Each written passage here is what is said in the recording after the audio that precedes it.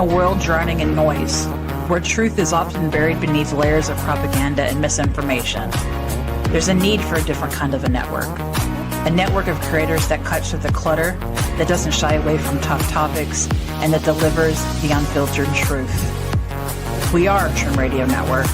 We are creators, we are innovators, we are investigators. We're the ones who aren't afraid to call a spade a spade. If you're ready to participate in thought-provoking discussions, informational topics, and of course today's biggest headlines, subscribe to our YouTube channel today. We're Trim Radio Network. We're cutting the bull and serving the truth.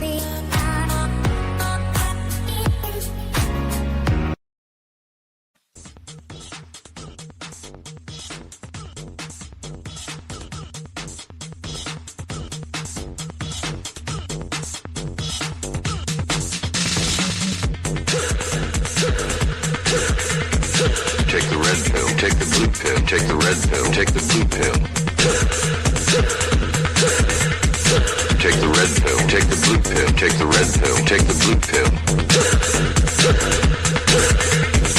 Take the red pill, take the blue pill, take the red pill, take the blue pill.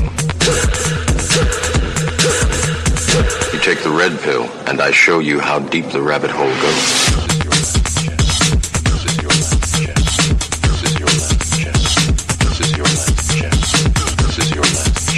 This is your last chance. After this, there is no turning back. You take the blue pill, the story ends. You wake up in your bed and believe whatever you want to believe. You take the red pill, take the red pill, take the red pill, take the red pill, take the red pill, take the red pill, take the red pill, take the red pill. You stay in Wonderland. You stay in Wonderland, and I show you how deep the rabbit hole goes. Now, from the northeast quadrant of the United States, it's the Red Pill Reality Show with your host, Riscalla. Saturday nights from 9 p.m. Eastern until midnight on the Trim Radio Network. You can join the conversation in any of our chat rooms.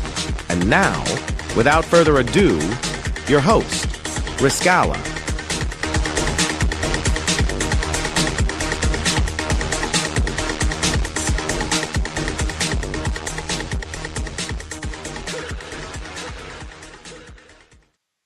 Well, greetings and welcome. Thank you for taking time to let me share with you tonight. 15 minutes before I went on the air last week, my soundboard completely went out. I tried desperately to get it to work. I was doing a pre-recorded, like a commercial, I guess you would call it, for the network. And right in the middle of it, I hear a small pop. And had my headphones on and nothing, dead. I went, oh, started checking, looking, troubleshooting, nothing. Couldn't figure it out. So fortunately, I found a way to make it work. I ordered a new soundboard, hasn't arrived yet. But if you hear the volume kind of going up and down, that's probably because of the way that I got this hooked up. This is my third. I go through these things. I don't know how. This is my third soundboard. Saved the power supply from the last one, and that's what I'm using to power this one. They were all basically the same model. But I noticed that the older model used a slightly lower voltage than the newer model. So anyway, it is what it is. It's working. Thank you, God. All right. So in a little while here, I'm going to have Peter with me. He's going to come up and he's going to give me a little bit of an input. A lot of stuff going on. Lots of stuff going on. I'm not even sure where to start. I think I reported on this 8-9 years ago. How many of you know that the government has purchased, the last count was 30,000. I think it's a little more than that, of these things. What would the government want with something like this?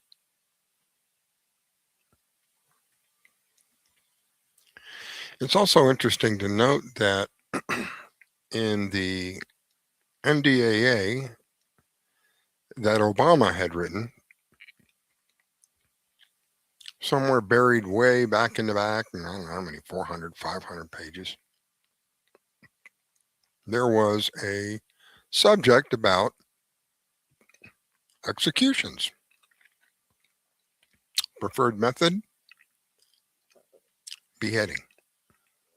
Now, I don't know if that's in the new NDAA, but just to let you know, it was at one time, and possibly could still be. Preferred method of execution is beheading. One of these things. 30,000 of them. I've had several reports that say. One of the reports was, and I had the video, and son of a gun if I can't find it anymore, was an audio of two soldiers. I think they were stationed in Virginia or Carolina, I don't recall, describing these things and giving testimony. They wouldn't give their name, of course. They wouldn't show their face. It was strictly audio. Describing these things and telling the listeners at the time they were being trained on how to use these. Stuff that nightmares are made out of. Now, I do see, believe it or not, this might shock you, but I do see a good use for these things.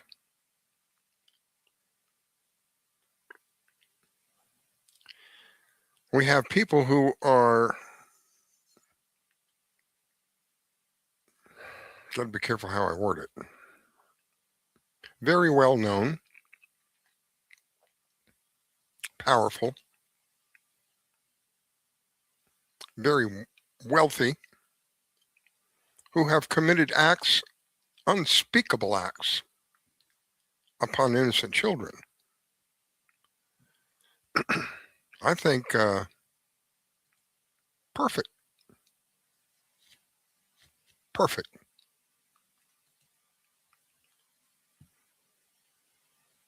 I'd like to say some names, but then they'd say, well, you're threatening them, and, I'm already in trouble with Facebook. I can't believe Facebook has suspended me for a month because I played the Pete Fiction. I don't have it uploaded. The Pete Fiction video, and it was a joke about Trump and the rest of the idiots. I thought it was funny. I guess they didn't like it. So they said that they took it off because it was not inciting violence, but I can't think of the words they used, but like inciting violence. It was a violent intent. You see some of the stuff that's on Facebook? Do you see? Especially the short videos. I'll be, scooting along Facebook, there's little short videos and half naked, sometimes even naked women.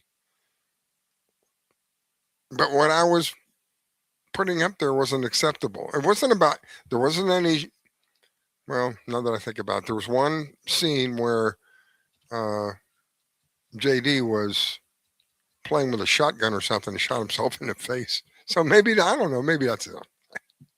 I know there's people out there wishing that were real. Sorry, I don't mean to rain on your parade. No, it was all fantasy. It was all fantasy. But this is not fantasy. This is real. 30,000 of them. Now, I think when Peter was on, or we may have done this on Peter's show, but I'm getting more and more people saying, this is real. So I took the picture and I uploaded it to AI, and I said, can you tell me if this is real? The AI said, no, I cannot tell you whether it's real or fake. So who knows? We got the president speaking to aliens. And speaking of a president about aliens, I wonder if I still have that. I may have that still. It's just, I guess I don't have it. Phooey. Uh, no. President Reagan said, "What do you think would happen if we decided one day, oh my God, aliens are here? Do you think we'd be fighting each other, or do you think we'd be uniting against a force that could threaten the entire planet?" That's the way they're going to present it. You know that. I thought I still had that. I guess I don't. Um, that will be the way that they present it. Is that this is a threat to the human population on the planet, and we must unite as one. And here comes a one world government. I thought for sure I had that. I keep looking, but no, I don't have it. But just think about that for a moment. What would happen if Trump got on? I keep hearing. Now, I got to tell you, I've heard this for probably 10 years. The EBS is going to come on. We're going to be out for 10 days. There's going to be 10 days of darkness. They're going to tell everybody what's happening. They're going to show the executions. They're going to the dead for 10 freaking years. I have been hearing this. Hasn't happened yet. Again, I saw another post today about the same thing. Oh, we're going. It's this. This is it. This is it. Let me tell you what I think is going to be it. I think we're headed for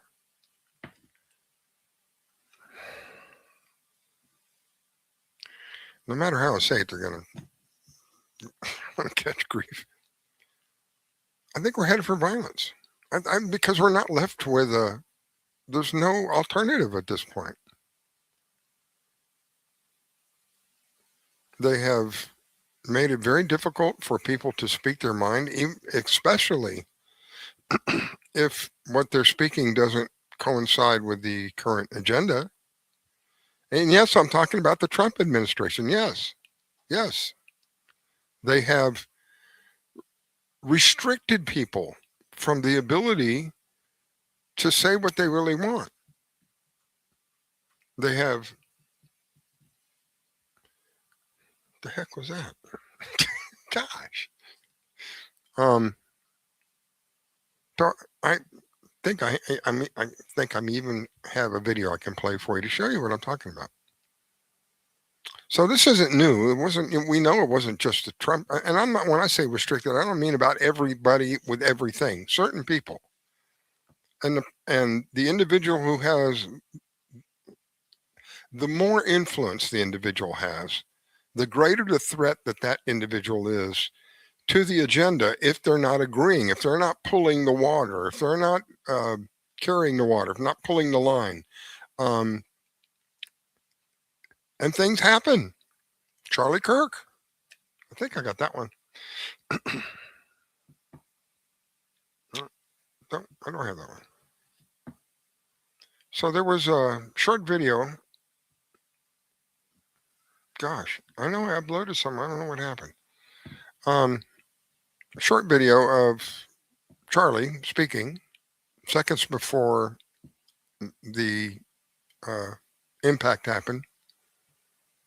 And there's a man standing behind him, and the man is behind him is giving off hand signals. And the moment he starts with the hand signals is the moment that whatever it is goes off. There are people who theorize that he was wearing a microphone, and the microphone had some kind of detonator in it, and it fired a bullet off. There are other people say that he was shot from behind, and that's why there's no exit wound, because it wedged itself in his neck. I don't know. What I'm saying is I've seen things that don't add up. We know he was extremely influential, and the people that have tried to take his place, I don't know if you can say somebody took his place. There was one of a kind man. But those who have tried to take his place are not following what he was saying towards the end of his life. He was saying, he questioned things. things you're not supposed to question. Believe it or not, I don't know which states it is, but there are states that say that they have a law in place. You're not allowed to denigrate, may be the word I'm looking for, degrade. You're not allowed to complain against a certain country in the Middle East. We have laws like that. Now, towards the end of his life, he was saying things like, I was in Jerusalem, and I flew from Jerusalem to where the October 7th massacre occurred. I took a helicopter. It took us 45 minutes. Why did it take the government hours? And then I believe he asked the most devastating question that put a direct threat on his life. And he asked the question twice. Was there a stand down order? Asked it twice. Right after that, he said, I don't believe it. This is a man who had great influence over the younger generation, which is very, very vitally important to an agenda. If you want to carry an agenda out, you got to carry it out through the younger generation as they're coming up. You have to train them to think in a certain way. They have to be indoctrinated, I guess may be the best way to describe it, into a belief system, so that if someone comes along and says something that may not agree with that, they're automatically turned off to it. And Charlie was available to override that firewall, if you will. He was reaching people and asking questions that they did not, certain country did not want asked. Extremely influential. So I believe if the truth ever comes out, they're going to find that this country that we're not allowed to complain against or say anything bad about is tied up in this somehow. And it wouldn't surprise me if it ends up being that our government somehow is tied up in this public murder. Why would you want a public murder? It's to send a message out. Anybody who is speaking harshly or in a negative way about this particular country, watch your back. In Charlie's case, it was the front.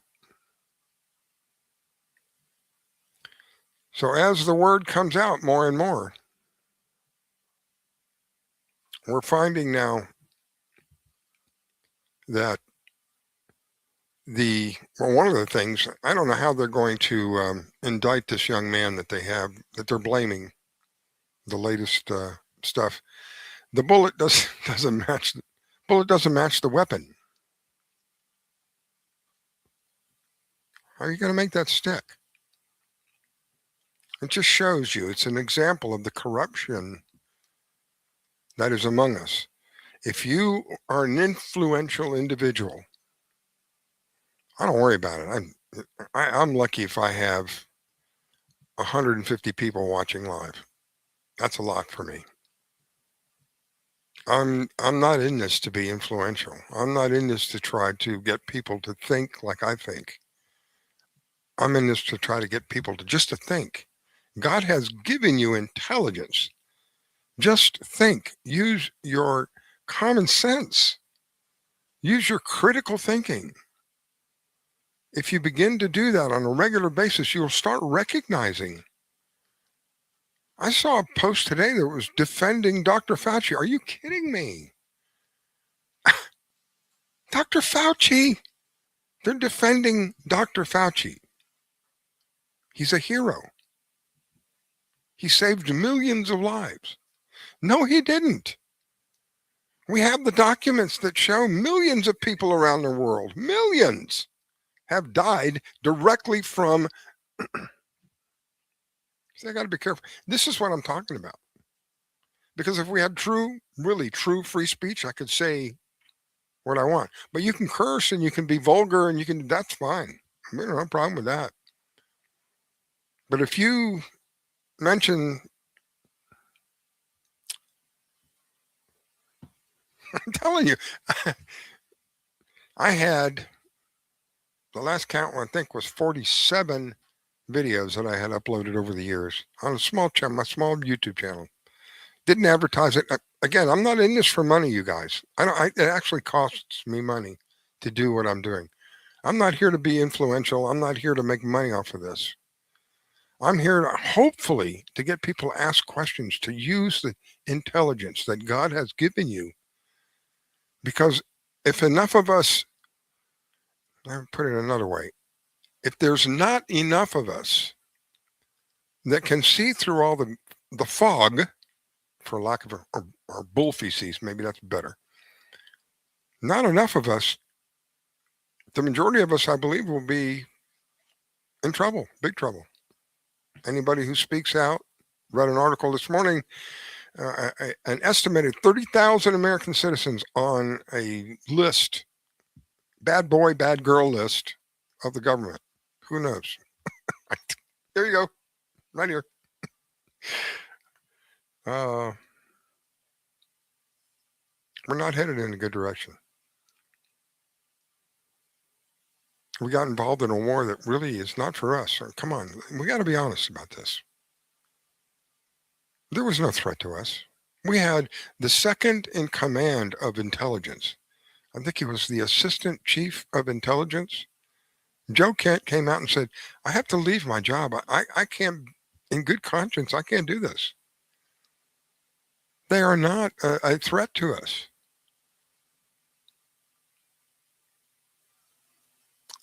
And right after that, our president begins to call this man a low IQ individual. Doesn't know what's going on. And then to add to the insult, more injury because the man's first wife was killed in action in Iraq, I believe it was, or could have been somewhere, but killed in action. It may not have been Iraq. It may have been Afghanistan or one of the other crazy freaking wars that we're in. And Trump complains that this guy got married. Excuse me. You ever heard this saying that about the kettle calling or was it the kettle calling the pan black or the pan calling the kettle black? Who are you to be questioning anybody? These are the things that are popping up in my head. When I mention these things to Trump supporters, they get mad at me. Why? What is wrong with questioning? This is the whole reason that we're suffering what we're suffering today. The last show that I did with Peter, we talked about the tribulation. I really believe we're in it. This is it. We're being tried right now. There are those of us who can see through what's going on and those who are absolutely convinced that what's going on is supposed to be going on. No, it's not. No, it is not. And I'm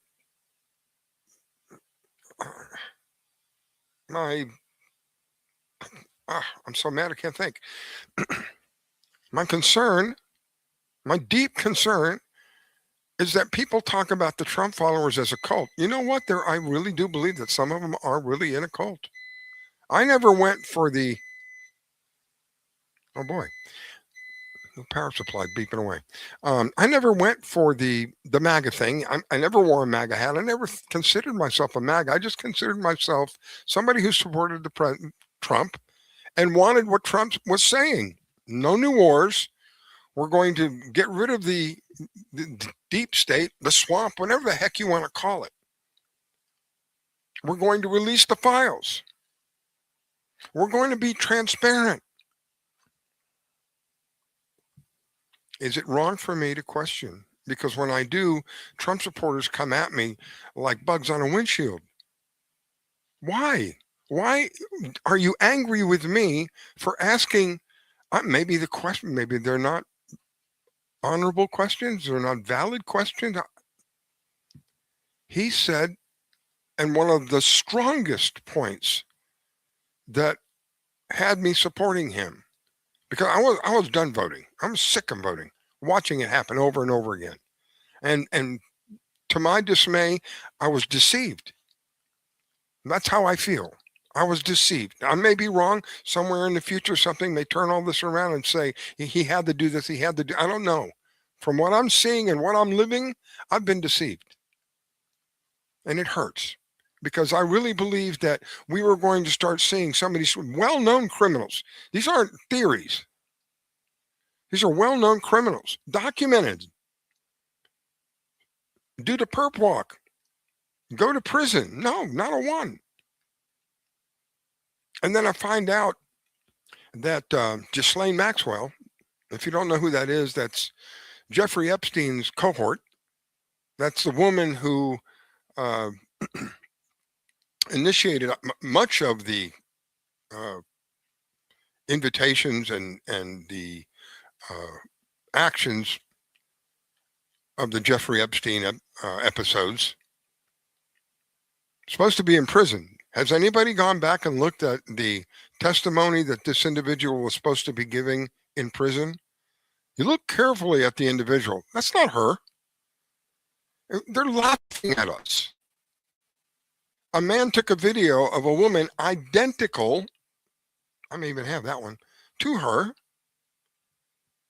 standing speaking to an older man.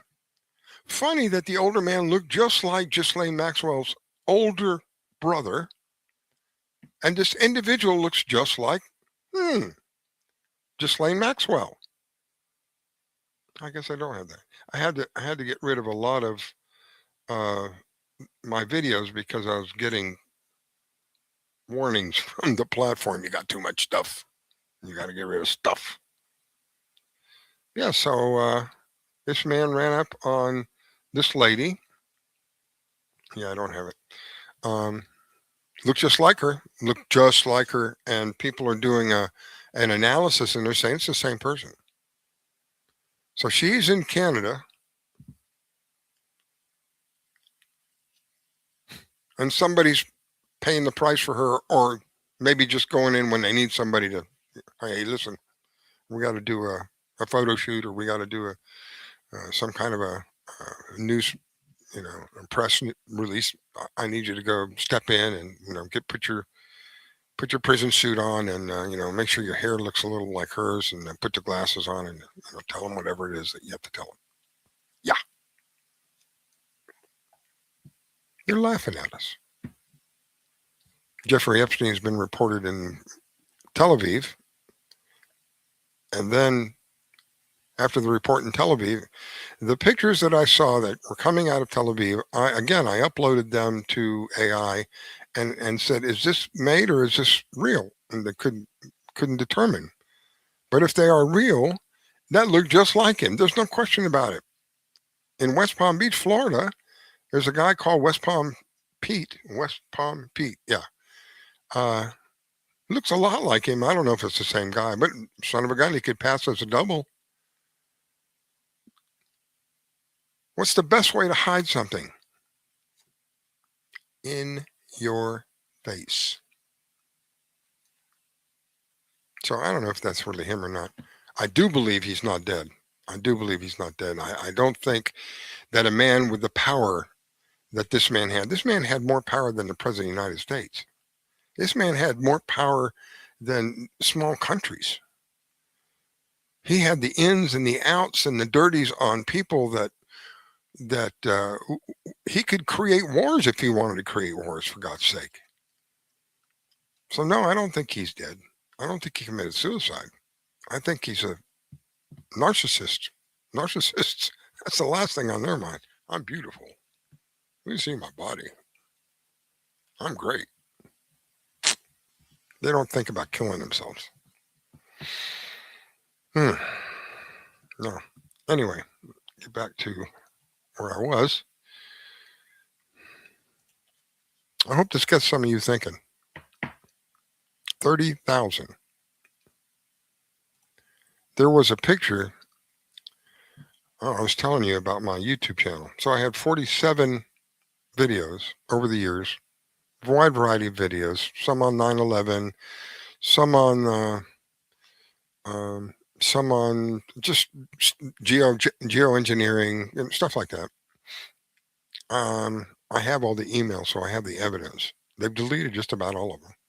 There's hardly anything left because it didn't go along with their agenda. And that's what they left that channel alone for about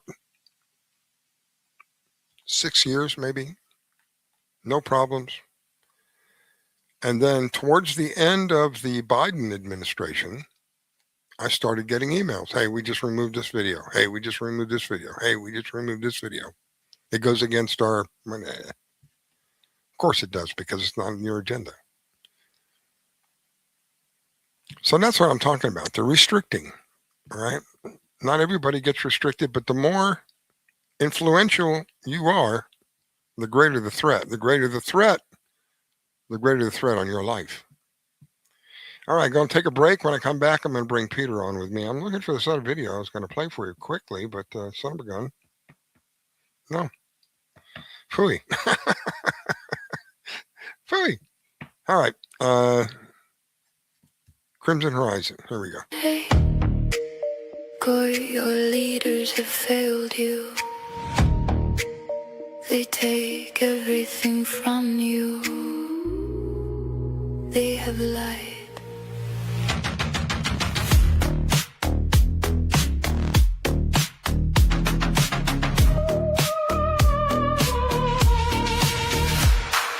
Tyrants on thrones with their miniature crowns, speaking in sermons while leveling towns, calling themselves the divine chosen clowns, while every explosion is shaking the ground. Doctrine of dominance echoing loud, broadcasting lies through a venomous sound. Israel built empires, controlling the crowd with tiny gold crowns while the missiles come down.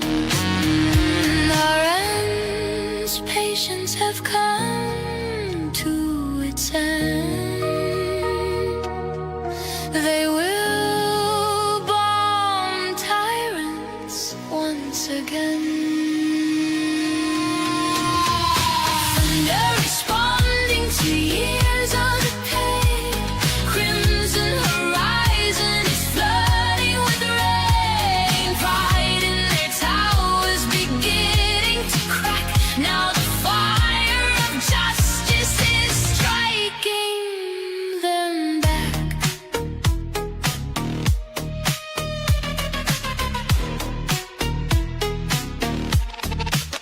Cathedrals of power where tyrants prayed evil, preaching supremacy over the people, claiming their bloodline was born to be regal, while freedom of speech and voice is illegal. Kneeling to shadows they swear are primeval, selling the masses a prophecy sequel. Israel kept chanting their doctrine of evil, while rockets kept falling on peaceful people. Our end's patience have come to excel.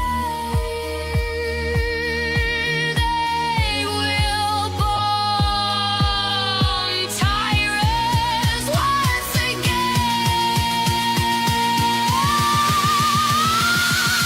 The responding to years of the pain. Crimson horizon is flooding with rain. Pride in the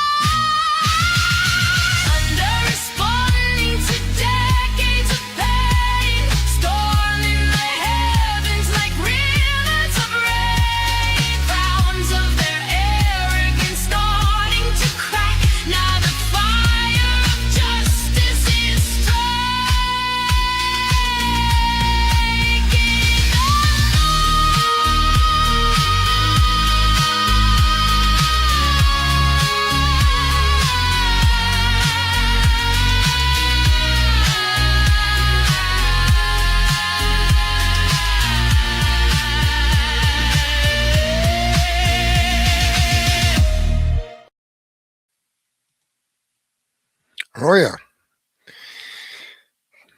Iran's patience has come to an end. We got where is that? There it is. He's talking about those guillotines that I showed you earlier. So I'm not the only one that knows about this stuff. I shouldn't laugh. I think when I laugh like that, it's just a measure of when you're nervous. To know that our government has 30,000 of these things and that they have no issues with taking people's lives. It's quite common. And they can do it in a way where they make you look like the villain. All right, let me bring Peter on. Peter. Man, what a great way to start the show here tonight. I mean, let's chop their head off with their heads. And the Red Queen speaks. You know, yeah. Let's start off with that because it's interesting that this was all. I'd have to believe that this was started under Cheney, and back in Georgia. Yeah, with the Patriot Act. Back yeah. in. Oh yeah. Yeah, this goes back to 9/11. Yeah. And, I've always said everything we're suffering is because of 9/11. Absolutely. Well, you know, here's an interesting thing. We talked about, and the subject of Thursday night show is going to be we're talking about the end days, the Great Tribulation, and we may be very well entering it, but we've in a very obvious way, but we've already been in it, and it goes back to the events of 9/11. Let me ask you a simple question. Can you remember where you were when you heard that the World Trade Center had just been flown into? I was on my way to work. And at work, I had a small Sony television, a little portable, like a little battery-operated TV. And as soon as I got to work, I cranked up. So what I first heard was an aircraft. I think it wasn't even an aircraft. I think they said it was a plane. I think they said a plane had hit the World Trade Center. And in my mind, I said, well, somebody in a Cessna wasn't watching where they're going. Those buildings are pretty tall. Someone wasn't watching where they're going, watching what they're doing, or maybe they were trying to needle between the two of them and show off. I don't know. But I didn't think for a moment that it was an airliner at all. Because in the first initial reports that came out, it was just a plane. And then by the time I got to work, which was maybe not even 10 minutes, 10, 15 minutes at the most, turn the TV on. Now we're talking about aircraft, commercial aircraft. And they're showing, they're beginning to show, I don't know if it was that fast, but they were showing the brothers, I can't think of the names, something brothers were doing a documentary about the fire department or something, and this aircraft just happened to fly over their head where they could take a movie of it as it went into the building. And at that point I realized, holy smokes, man. But like I've said many times, that's a whole nother show. Wasn't any aircraft. If anybody saw anything, it was a hologram, but there was no aircraft. And if you think that aluminum and the strongest component of an aircraft, by the way, is the turbines, which are made out of, I think it's titanium. But if you think any of those components could go into a building like you're seeing here, you can see there's an inner core that supports the building. There's also an outer core. That was one of the big differences about this particular setup. If you think an aircraft that was made out of aluminum can go through reinforced steel, concrete reinforced steel, like a hot knife through butter, softened butter, you need to rethink what you're believing, because that's just not there. It's just not there. This is a drawing of what we're looking at. You're 100% correct. When I can tell you exactly where I was when that news came across the radio. I was at mile marker 3 on Route 84, just entered into New York from Pennsylvania. And on that route, but here I'm thinking, and then you hear that the Pentagon gets hit, and there was also a report that the Capitol, they weren't sure, was it the Capitol or was it the White House? Well, that's the jet that was supposed to hit it. They first reported the Capitol being hit, and then they retracted that. Well, what happened? Well, whatever was supposed to fly into the White House crashed into a field in Pennsylvania. Maybe that was planned. I don't know. It was all planned. The whole thing was But planned. So here's the thing. I was, it got my total attention. This is an abnormal, really. And I was looking for scientific studies that were being done on this, because I already had a pretty good idea what had happened by the second, third day. I was literally looking for a smoking gun, and I found it. There were the air quality in the lower Manhattan area was being tested, and it had thermite in it. Thermite is used in shaped charge. Thermate, okay. Thermate in it. Thermate is heavy thermate. It's used in shaped charges, which we use to cut down the steel in the building. So let me tell you real quickly. There's a difference between thermite and thermate. Thermite is what is available commercially. Thermate is available only to the military. The report said thermate. Yeah. Thermite. Well, yeah, it was one of them, but it's the metal that they use in cutting steel, collapsing buildings. Initially, it was a guy from one of the universities, I can't remember his name, had done a forensic analysis of the ashes, quote, ashes that were left over. And that's how he found it. And it was initially thought it was thermite because the two of them are very close. Yeah, there can't be much difference. As he looked at it, he realized it was thermate.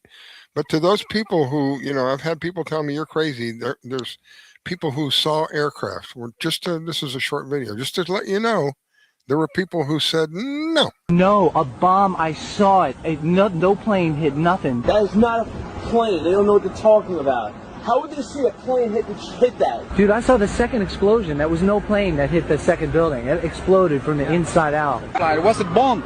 Bomb in another building, not second plane. That was a bomb. Who said the second plane? That's what we're told, the second plane. We saw it on television. Everything. All right, thanks a lot. What happened was I was down in the basement.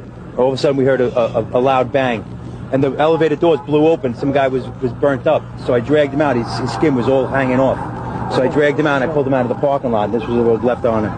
Pulled him out. When I pulled him out, I looked up and the second bomb blew off. Just saw a big burst. All of a sudden, you heard a loud explosion. So we all ran to look. And the first building was a big hole on the side of it, and on the other side went in flames. So we stood there in shock. Everyone screaming. A woman collapsed on me. I had to lay her down on my textbooks. And then before you know it, out of nowhere, the next building blew up. And then all of a sudden, everyone's running all over the place. A panic attack. We actually didn't see the second plane, but we saw the explosion hit the other tower. That has to be a bomb, right?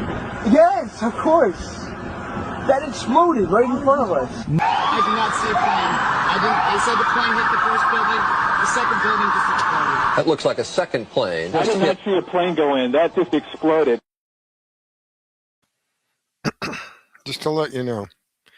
I think I've played this a couple of times, but if this is the one, let me see it. Take a look at this rare. I'll interject here just for a second. And you're right about what you said about those buildings. Those buildings were designed to take the impact of a 747. There were, from what I read, it was I don't think it was 747s. It was 737s, but two. It was designed to take two, not one, two. Yeah, they were. Yeah, it's so. Well, yeah, you have three major airports right there. Two of them fly 747s. It may have been I was stuck above LaGuardia. Yeah, I was stuck above LaGuardia, cutting circles in a flight that I was on, and we cut circles for an hour and a half, waiting to land. I was like, "Damn, you got Kennedy and you got Newark right nearby. How many jets are in the air now, stacked up, waiting for a chance to land?" Wow. You couldn't see much past the wingtip. It was all socked in. So, you know, with that type of possibility, you have the world's tallest building. They designed that to take an impact. But, you know, here's the interesting thing. When you look at what Jesus had said, the signs of the time of the end, he said, well, there would be earthquakes in one place after another. Now, this changed. I think it actually started 1999, where maybe it was 2000. I'm going searching back in the memory banks here, but you can find the information online. The heroin or the opium production in Afghanistan had reached its lowest level in history. It was almost down to zero opium production, which is interesting. The same year, earthquakes shoot up over major earthquakes, 5.0 and above, shoot up 500%, and they've never retraced since then. You go look for the last 100 years of earthquakes. All of a sudden, boom, turn of the century, they shoot up, and they stay up. So yeah, there's literally earthquakes one place after another. But here you have this event of 9/11, and next thing you know, the Taliban did it. And by the way, Saddam's got weapons of mass destruction. And we got the Patriot Act. Yeah. And there's nothing about Patriots. I want to play this video. This is a video taken off of major news network. It could have been CBS, ABC, one of the news networks, one of the major news networks. This is evidence that what was shown on television was a computer-generated image. Take a look at this rare, super slow-motion video of Flight 175 that hit the South World Trade Center tower on 9/11/2001. Take a really close look, because there are two impossibilities I'm going to show you here. This video was allegedly shot by Michael Herzakani, a diamond merchant based in Los Angeles, California. The first impossibility is a real airplane couldn't have sliced through a building with a steel facade with reinforced concrete flooring and 47 steel support beams. A jet's wing can't slice through a steel building like a hot knife through butter. But that's the story the news media wants us to believe, and most people are still believing this hoax. But the second impossibility is in plain sight. In fact, I can't believe it took me over 12 years to see. Let me show you a still of this video. I've highlighted a building that's clearly behind the South World Trade Center tower. Yet when we pay close attention to the video, Flight 175's wing should appear in front of the building, not behind it. This is a layering CGI glitch, and this proves that this video, which was seen all over the world, over and over and over again, year after year, is a CGI rendering. Thus, it's not an amateur witness video. It's a fake. And this is one of many, many faked videos put out by the news media. How's that? Operation Mockingbird. Yeah. Evidence. But if you look at one of the things that really, when I started looking at this, really made me say, wait a minute, no way. It was when the Pentagon got hit. If the picture that they put out at the Pentagon shows that whole side of the building, that whole area collapsed. But if you look at the initial pictures that were taken, there's only a round hole in the wall. That's right. And I'm looking at this picture and I'm like, where's the wings? Where's the engines? Where's the tail? I said, what did it? Yeah, what did it hit at such a rate of speed that all the parts got sucked in inside?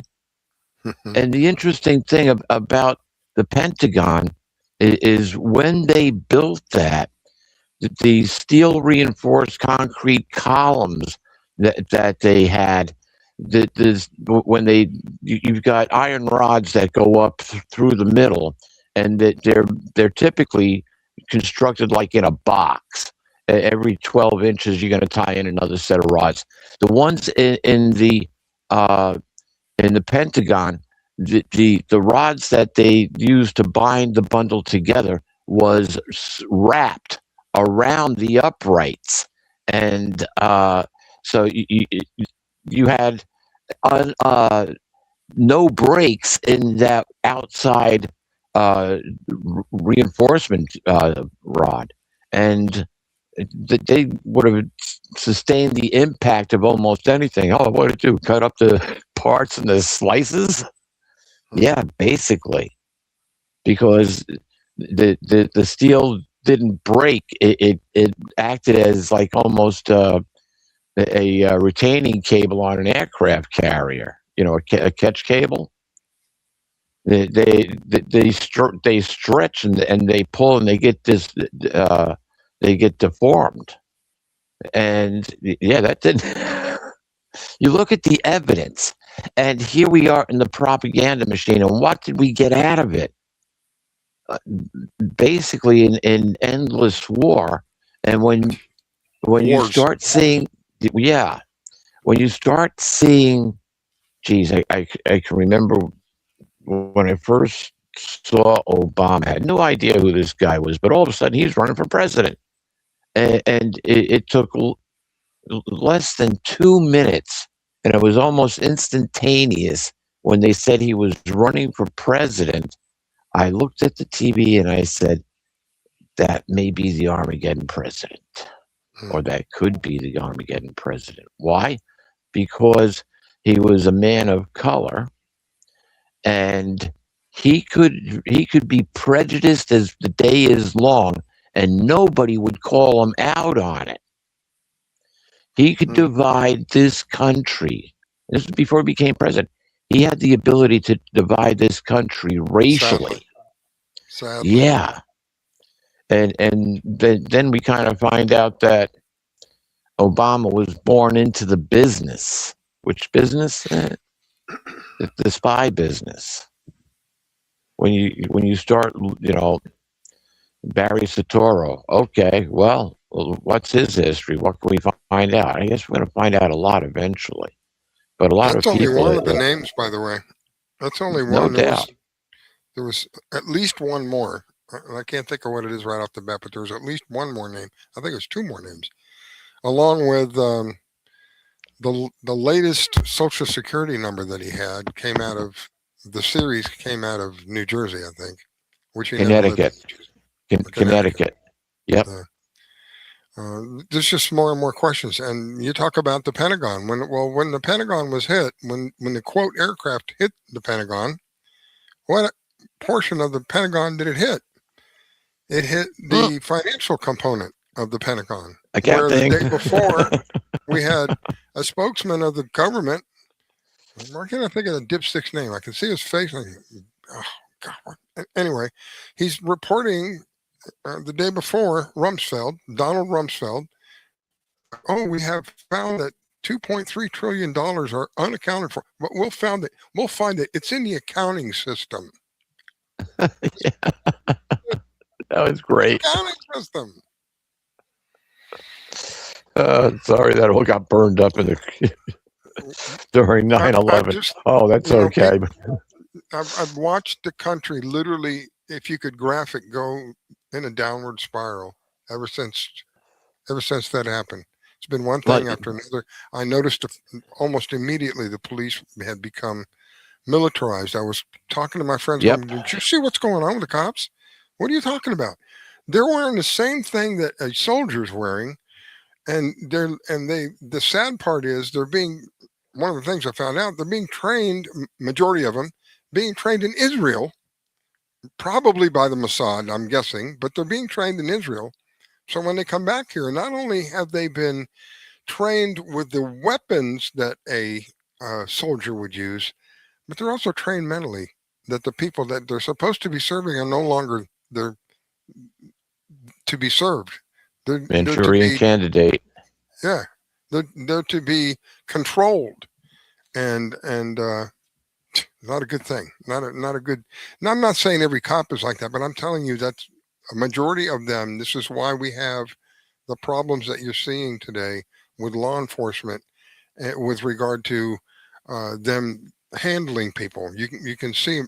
I know I have a personal friend of mine who was nonviolent in any way, shape, or form, and they handled this person literally like they were a hardened criminal. Threw them to the ground. Hurt them. They had bruises up and down, and nothing was done about it. They just looked the other way. Well, it's crazy. George Floyd. Yeah, That's going to come back. Yeah. So one of the other things that we keep talking, we keep hearing about, of course, is this Iran war. So I thought this would be interesting to bring up. I guess he's the prime minister or the spokesman for Iran, Abbas Araghchi. I hope I probably just massacred his name. He heard Marco Rubio's statement. Marco Rubio says Iran has money, but instead of improving life for its people, it sends it to Hezbollah and Hamas every dollar from oil or sanctions relief. And the response from Iran was, what about the U.S.? It's rich too, yet billions go to Israel. Ooh. And military allies. Why not spend that money on Americans? Gee, I don't know. Why not? I did a quick calculation. And we're almost $40 trillion in debt. And there are, according to Google, there are approximately 318 to 320 something million citizens in the United States. So I took the 40 trillion and I divided it by the number. I think I divided by the higher number of the two, 320 or something. Came up with a little over 120, close to $125,000 per person. How would your life be right now if you had $125,000? If you had access to $125,000, because that's how much each one of us is on the hook for, whether you realize it or not. We're the ones who end up paying for all of this. Okay, let me ask you a question here. You see, there's a logical explanation. Kennedy tried to bring out silver certificates. Another reason he was executed. Yeah. He was going against the bank. He didn't give Israel what they wanted, and the CIA didn't get their war in Vietnam after blowing Bay of Pigs. Yep. And so he gave a couple of famous speeches. I quoted him in Letters to Earth, where he talks about this planet is being run by secret societies, handshake deals. Before Kennedy, Eisenhower warned of the military-industrial complex. Right. And so, Kennedy got an update, but Kennedy never knew how many people were involved in his demise, and where did it come from?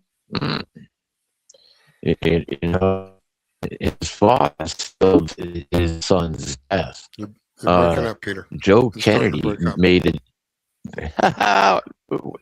Well, let's put it this way: Joe Kennedy, figures. Joe Kennedy persuaded the Zionist American Jewish movement here in the United States to support Kennedy, because Kennedy would always vote in favor of Israel. But then when he didn't, because it was the Cuban Missile Crisis, and Israel wanted parts to build atomic weapons, And Kennedy said, no, we're not No. going through this again. Yeah. Yeah, well, he was supposed to vote in Israel's favor. And he did not. They were going to get him one way or the other. But yeah, it's another line in the sand that he crossed, and he wouldn't allow the cabal to get to where they wanted to go. Okay, so they assassinated him. It took all the way to Trump, and Trump is unique in a lot of different ways when you look at the man. Forget all the political haranguing. You have to look at where did he come from. Same as we have to look at where did Obama come from. You know, you got the Dark Knight, the Black Knight, and the White Knight, and you know, in this case, color matters because the way that they wanted to go is then have Hillary, and then Hillary would put her time in, and then they would roll out whatever disease that they wanted to plague the earth with, and you know, then induce people to take some sort of DNA altering vaccine. Let's say, well, didn't that happen? Yeah, but they were supposed. They wanted the world so affected with the COVID that people would be begging to take the vaccine. And look, they incentivized it. Oh, hey, you know, you get a free some kind of meal. Get a donut. If you get a free donut. Yeah. There you go. Well, that induced all the police officers. I found a video that reminded me of you. That this guy talks about Israel and who owns Israel. And I thought this would go pretty well. There's a bit to the NDAA again. I'm going to share something with you right now that I've been sitting on for a few days ever since I did the video because I wanted to make sure I had multiple sources to validate it. And I do now. But this one source sort of brought everything together in a way that I haven't seen anywhere else before. This person is close to the administration, the Trump administration, and I mean genuinely close. Not I heard it from somebody who heard it from somebody. They're inside. And they're going to write about it in depth this week too. So some of it's going to come out publicly anyway. What I want you to understand before you hear this is what looks like a cluster right now, what looks like chaos, what looks like things spinning out of control may not be what it looks like. Many people inside the administration believe what we're watching is coordinated. And here's what I was told by him. Let me lay a few things bare for you, Stephen. Mossad and most of what has become the current incarnation of Israel under the Likud party is a wholly owned subsidiary of the City of London. The financialists, the globalists, the puppet masters, whatever you want to call them. And they have no intention of allowing any kind of peace come to the Middle East anytime soon. It's a grand manipulation and the tentacles run deep. They go all the way back to 1909, the founding of MI6, straight into our own OSS and the CIA. Then the State of Israel is born. 1 year later, Mossad is born out of the same machinery as MI6. They also own the IRGC. They owned the Emirates until recently. They still largely own Oman, though that's changing as well. Saudi Arabia, they haven't broken free yet. This is the great game. And all the roads lead back to London. Now let's talk about Section 219 and 622 of the NDAA. People are looking at these two provisions and asking why they matter so much. Well, I don't think you should look at them as creating something new overnight, although anything new that gets embedded in defense spending always grows exponentially from that point forward. If you suddenly make it legal to fully integrate intelligence systems across borders, you're giving away sovereignty, point blank. It is constitutionally undoable. Section 219 is the integration of military. Section 622 is the intelligence merge. And once you make it legal, it will only grow from there. But that's not the primary reason that they pushed for this language. The reason this language exists is because of Trump's war with the globalists. What the enemy is doing right now is covering their backs, covering their tracks. Trillions of dollars, stolen money, stolen lives, wrecked careers, people destroyed, and all of it protected for decades under the banner of a military-to-military relationship that nobody was allowed to question. Because the moment you question it, you were called an anti-Semite. That was the perfect cover. Use the Jewish people as a shield so that nobody could look behind the curtain. That playbook isn't working anymore. People are as tired of that word as they are of the word racism.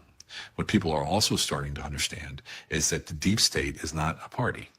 It's not the Republican, it's not Democrat. It's a consortium buried inside intelligence agencies around the world, running compromised politicians from local office all the way up to federal through bribery, extortion, and blackmail. And whether you're looking at the CCP version of it, or the French version of it, or the American version of it, all of it connects back to those families operating inside that 1 square mile in the city of London. The Orsinis, the Medicis, the Lambertis, the Rockefellers, to name a few. Their names are searchable, but you'll never get to see them. And they're the ones in a full panic right now, apparently. This is why they have their entry-level managers, people like Tom Cotton, Mike Rogers, and Adam Smith, embedding this language into legislation. And when those managers need to send a message to keep people in line, well, they're going to make example of somebody. This is what Ukraine connects to this all as well. This is all indemnification. They believe they're about to face a buzzsaw, and they're trying to get some cover before it hits. I'm working from the inside our camp to make sure the right people understand the full picture, because right now too many eyes are on 1 or 2 fronts when there are 8 of them. The tech billionaires and the oligarchs are waiting on the sidelines to move in if this breaks too fast and too clean. It's not going to be simple. There's real danger ahead.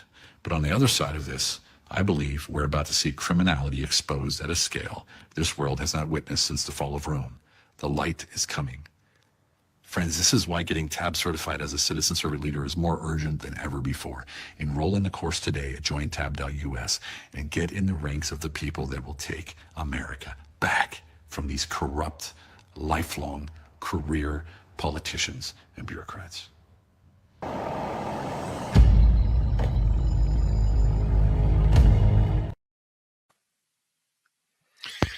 Well, for what it's worth.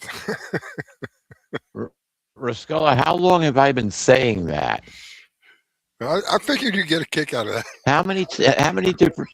Yeah, it's like I'm listening to. Okay, so tell me something I don't know. Tell me something I haven't already said on this show and on Revelation over the last almost year. It's like, thank you. I appreciate that.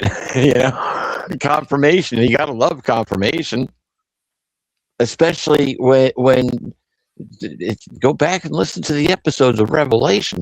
And I wrote about most of this stuff over 15 years ago, and it's happening. And this is where Revelation comes into play. It's knowing how to decode the different things that are going on. But I was talking about the fall of Babylon the Great 2 episodes ago. We know, we see some sort of picture evidence that the Pope isn't very happy and Trump is just smiling. Yep. Why?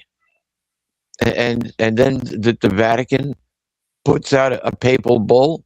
Francis finally puts out his papal bull to liquidate all assets, settle all debts. Yep, there we go. You gotta love it. That's a classic. That's a classic. Yeah, Trump. All of those assets, and this is how do we get an American Pope?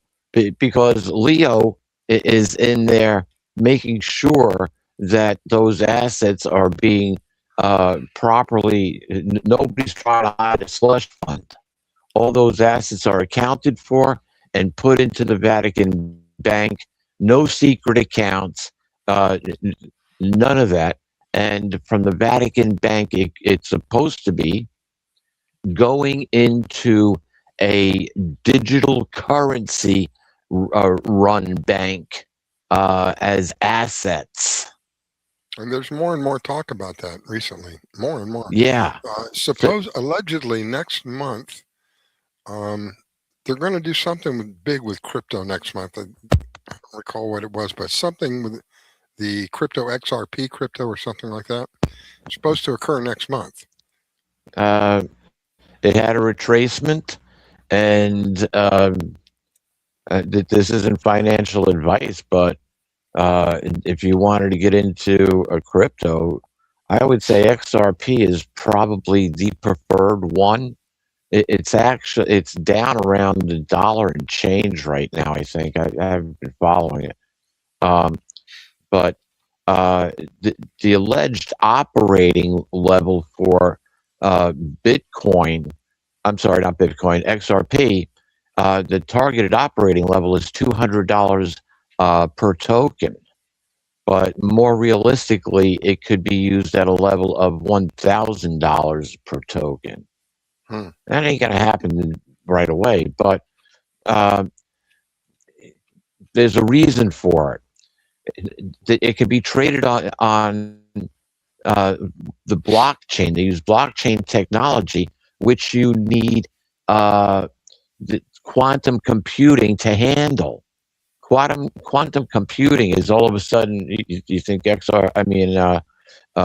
centers. The data centers is just going to be built to store the data. The quantum computer will know where that data is without having to do a line item search. It just knows. It's conscious. Yeah. Peter, I got yes, sir. I got Maggie on the backstage. Let me see if she wants to enter the conversation. Hang on. Yeah, sure. Are you there, Maggie? And she's got the red tape over the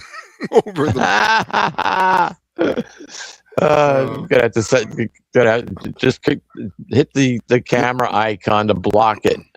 You have to get you an avatar. Maggie, if you want to join, you're muted. You have to unmute. There you go. It wouldn't let me unmute it. How are you? I run into that all the time. How you doing, Maggie? Good. How are you guys doing this evening? We're good. Good. Good. We've been hitting the topics tonight. It sounds a little choppy on my end. How is it on yours, Riscalla? You are pretty much okay. Peter's kind of choppy. Okay. All right. Sorry about that. It happens. Did you want to join the conversation, my dear? Sure. I can't offer a lot with the crypto because I just don't know enough about it. I was guided a long time in prayer and vision to stay away from crypto. So that's not something that I have any experience with. But, going forward, I'd be happy to contribute. Yeah, cool. All right. Good. Well, here's the key point that guy made in that video is that everything is linked, going back to the city of London. Yeah. Okay. Now keep in mind when Trump took the royal carriage ride to Windsor Castle, the king presented him with the flag that was the Union Jack that was flying over Buckingham Palace the day of his inauguration. Wait a minute. They surrendered the flag? Isn't that interesting? And they surrendered the flag that flew over the White House. Yeah. Prior to that, the flag that fell in free fall over the Capitol. The flag that was in free fall. That's what he said. Yeah. Was the way that it was presented. So that's and with that picture of Trump and Pope Francis and the Vatican liquidating his assets. He is not happy. Yeah, no, he is not happy, and so now what we're facing, along with all of the craziness and I've said this for quite some time. The military is going to take over and they'll arrest these people and there'll be military tribunals because the judges are corrupt too, the vast majority of them. So now that you mentioned the military taking over, that'll be a great segue for this next video I want to play for you. I really believe inevitably we're going, and I think right now we are actually under some form of military law, but it's going to go full military law. And when it does, people are going to completely freak out. So this is about 10 minutes long, I think. Some of the things you should be aware of when this goes down. 'Cause I really think it's going to go down. I just don't know when. But the way I said earlier, the way that this country is headed, they're not leaving us any room to take care of this on a legal basis. Anybody who speaks out against the agenda is treated as a criminal or a can't think of the right terms that they use, but they're basically treated as a criminal. And what's going to happen eventually is that people like me, people like Peter, people like Maggie, who say, "Look, what you're being fed is not accurate. It's not true," will become an enemy of the state, so to speak. And at that point, we're not going to be looking very good. Let me see if I can bring this up.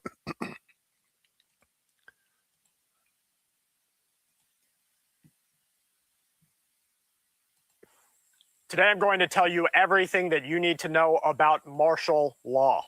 It is going to come back for the United States of America. I don't exactly know when. I'm not sure about what specific crisis is going to draw our country back into it. Maybe tanks aren't going to roll through your neighborhood tomorrow, but at some point in the future, this country is going to face a situation that is serious enough that the government believes that most Americans will accept brand new martial order. And that's why I'm talking about it right now, because when these words finally start to show up on a news broadcast or on social media, it's too late. I want you to know what the law says, how it works, who actually has the authority to do this, and what the military actually can and can't do. Now, the first thing we need to understand is that martial law is not as simple as a dramatic televised announcement or a presidential making. There's no single universally accepted definition written into our Constitution here in the USA. Generally, martial law means that the military is used to dramatically support, override, or replace the normal civilian legal system that exists inside of our country, and only for the duration of emergencies. But there are degrees to this. Our country can't go from normal life to total military rule in just one night. It's likely to happen inside of stages. The National Guard will be activated, which they are right now. Federal troops will begin assisting police in states, just like they are across our country right now. Curfews are already being imposed. Roads are restricted. Certain buildings, neighborhoods, interstates, or highway routes could be placed under military protection. And at first, the officials that are there are going to want to make it seem like local authority still has rule. And technically, they might be right. But as the military begins handling more enforcement, movement, and security procedures, then the line between local and federal rule starts to blend. Now, under total martial law, this change is going to be unmistakable. Civilian law enforcement and civilian courts have the ability to partially or completely be replaced by military authority. The rules will begin to be enforced by soldiers instead of police officers, and military commanders or even the executive branch will have the capacity to exercise their power, the same power that is right now normally divided by judges or governors or local law enforcement. The ordinary system of checks and balances in martial law is completely weakened. And before the country even reaches that point where it's generally accepted, Americans will begin experiencing the practical effects of martial order. And that's why you need to be watching what is happening today. So who can declare martial law? Well, depending on the circumstances, authority might come from the president, of course, a state governor, or a very limited and immediate emergency, a local military commander. The governor can mobilize the National Guard inside of a state, and we have that happening right now across our country. When Guard members remain under state control or serve under Title 32 status, then they can perform law enforcement functions that active duty troops normally cannot. They can assist in checkpoints and crowd control, transportation, emergency responses, and protection of important locations. That's happening right now. One of the most important laws that are involved in this is the Insurrection Act of 1807. This law gives the president the power to deploy active duty military. They can do this or federalized National Guard troops inside the USA under certain circumstances. A state governor can request federal assistance during an insurrection. That's just one example. Now, this might seem like just a small legal step, but it's probably the clearest warning sign of what's coming. And then there's Posse Comitatus. This act was passed in 1878. It's meant to limit the use of federal troops in ordinary civilian law enforcement. And under normal use, active duty soldiers are not supposed to act or operate like local police. They're not supposed to routinely arrest civilians. They're not supposed to conduct criminal investigations or enforce local or state laws. But when people say things like the military can never be used against American citizens, hard stop, that's completely wrong. There's, of course, restrictions, but there's legal pathways to get into this. Even without martial law, troops are right now providing indirect assistance to civilian authorities. They transport personnel, they supply equipment, they provide communication support, logistics training, and operations to protect certain federal locations. Now, history shows us that martial order has been already declared inside of our country multiple times, dozens of times. It happens during civil unrest, wartime emergencies. Andrew Jackson imposed martial law in New Orleans during the War of 1812.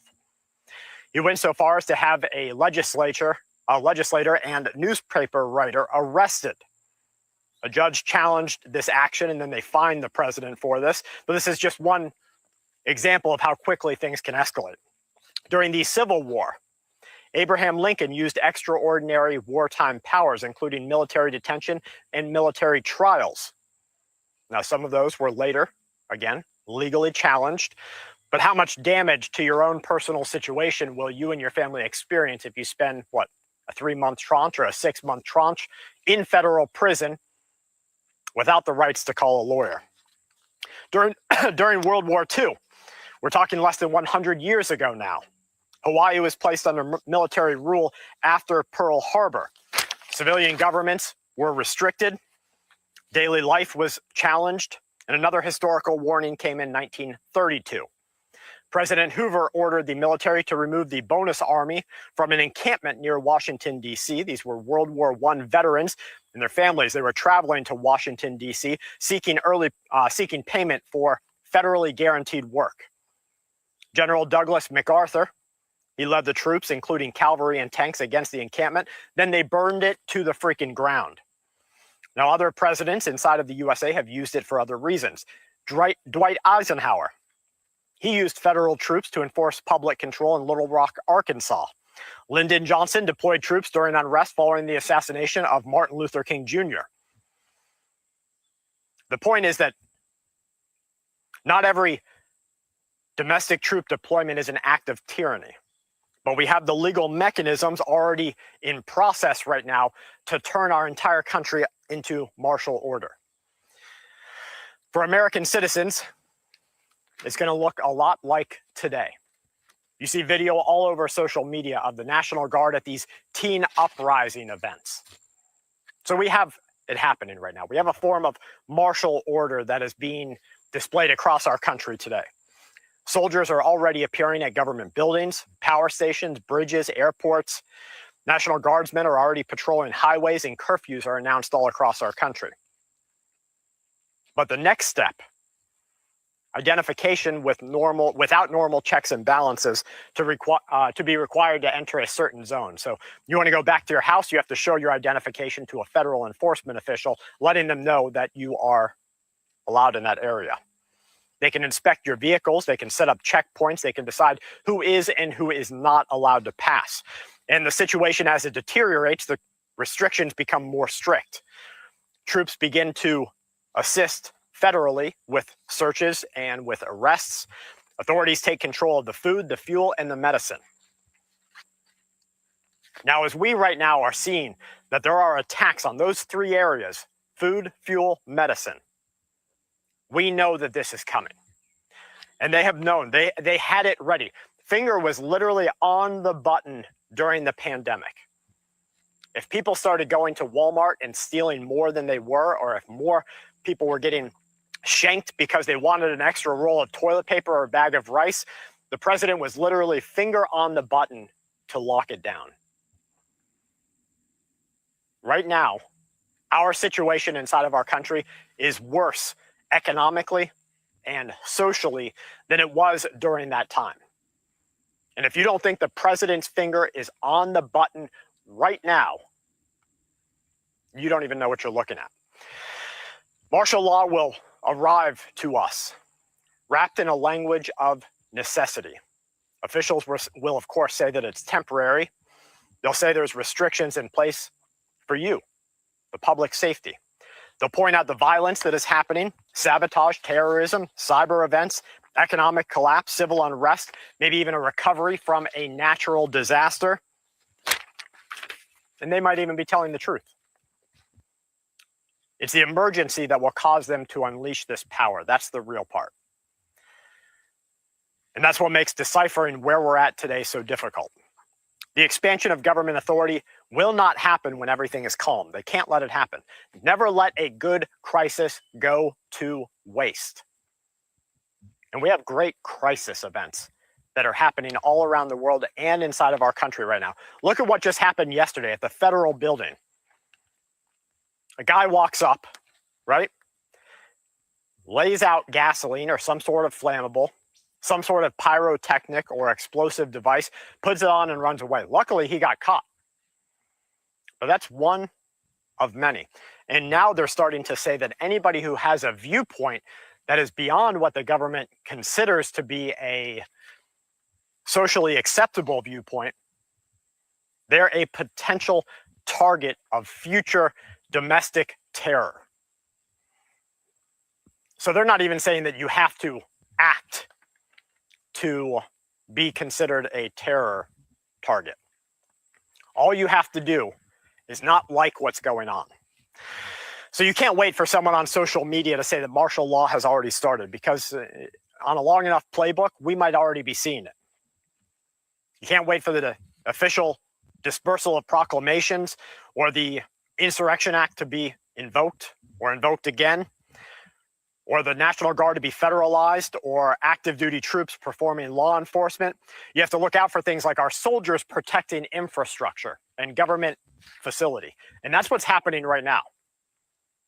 They're already protecting these locations. And so if they're already there acting in this way, then who's to say we don't turn the page of history, look back at July 2026 and say, you know what?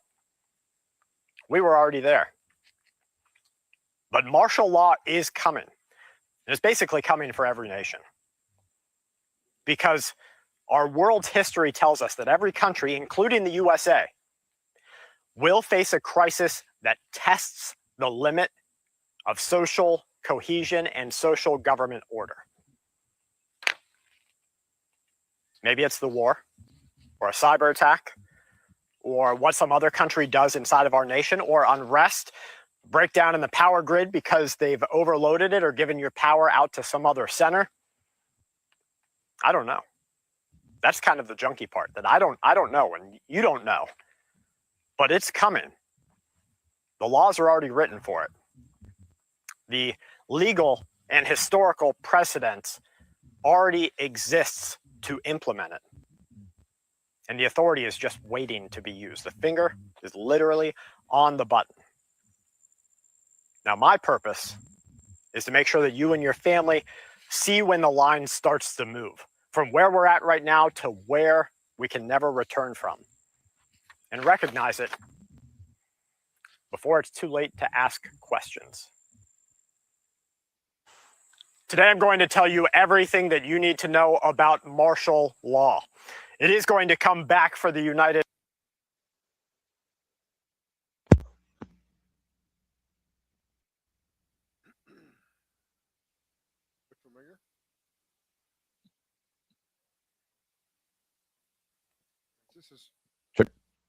This is what's coming. They want to merge our military with Israel's military.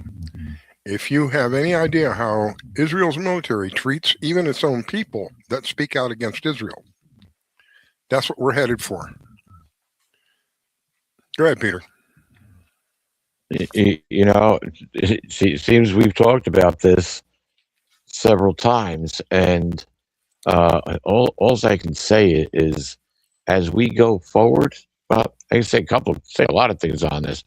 Let me say one thing. We've got martial law coming out, but what's it going up against? Trump is fighting the City of London. He's fighting the communists with inside the gate. He's fighting the traitors in the deep state who are trying to turn around and destroy what is the United States. But he's got to bring down, in order to fulfill biblical prophecy, he's got to take down the harlot. And so here we have the prophecy of the eighth king and the destruction of Babylon the Great. At the same time, you also got those from the synagogue of Satan who claim to be Jews and are not but are lying. They are made to come before our feet and do obeisance. One organization is completely destroyed. The other one is put into deep submission. They're not going to go quietly. That they're going to fight their way down to the last man until there's, and this is again, a third of the men are killed with the longsword, and those who aren't killed don't repent either, and they continue to worship demons, idols made of gold, silver, stone. So they don't change their way. We're going to be kind of stuck with them, but they're going to be reduced to virtually. They're going to be put into submission. Is that the little hat country in the southeastern Mediterranean? Could very well be, because it certainly connects back to the City of London, who controls both Iran and Israel. And I've said that too. They also control, between the Jesuits and the City of London, they control the Communist Chinese Party. They control China. And so we have very difficult times ahead of us, but it's a somewhat temporary situation. And in order to get through these times that we have ahead of us, I'm going to quote Maggie: use discernment. And with that, I'd like Maggie to take the floor and comment on it, because she is the expert in using discernment. It comes from a lot of different levels. Maggie? Yes, I don't know. I apologize. I actually was out grocery shopping, which is what kept me from coming on the show earlier.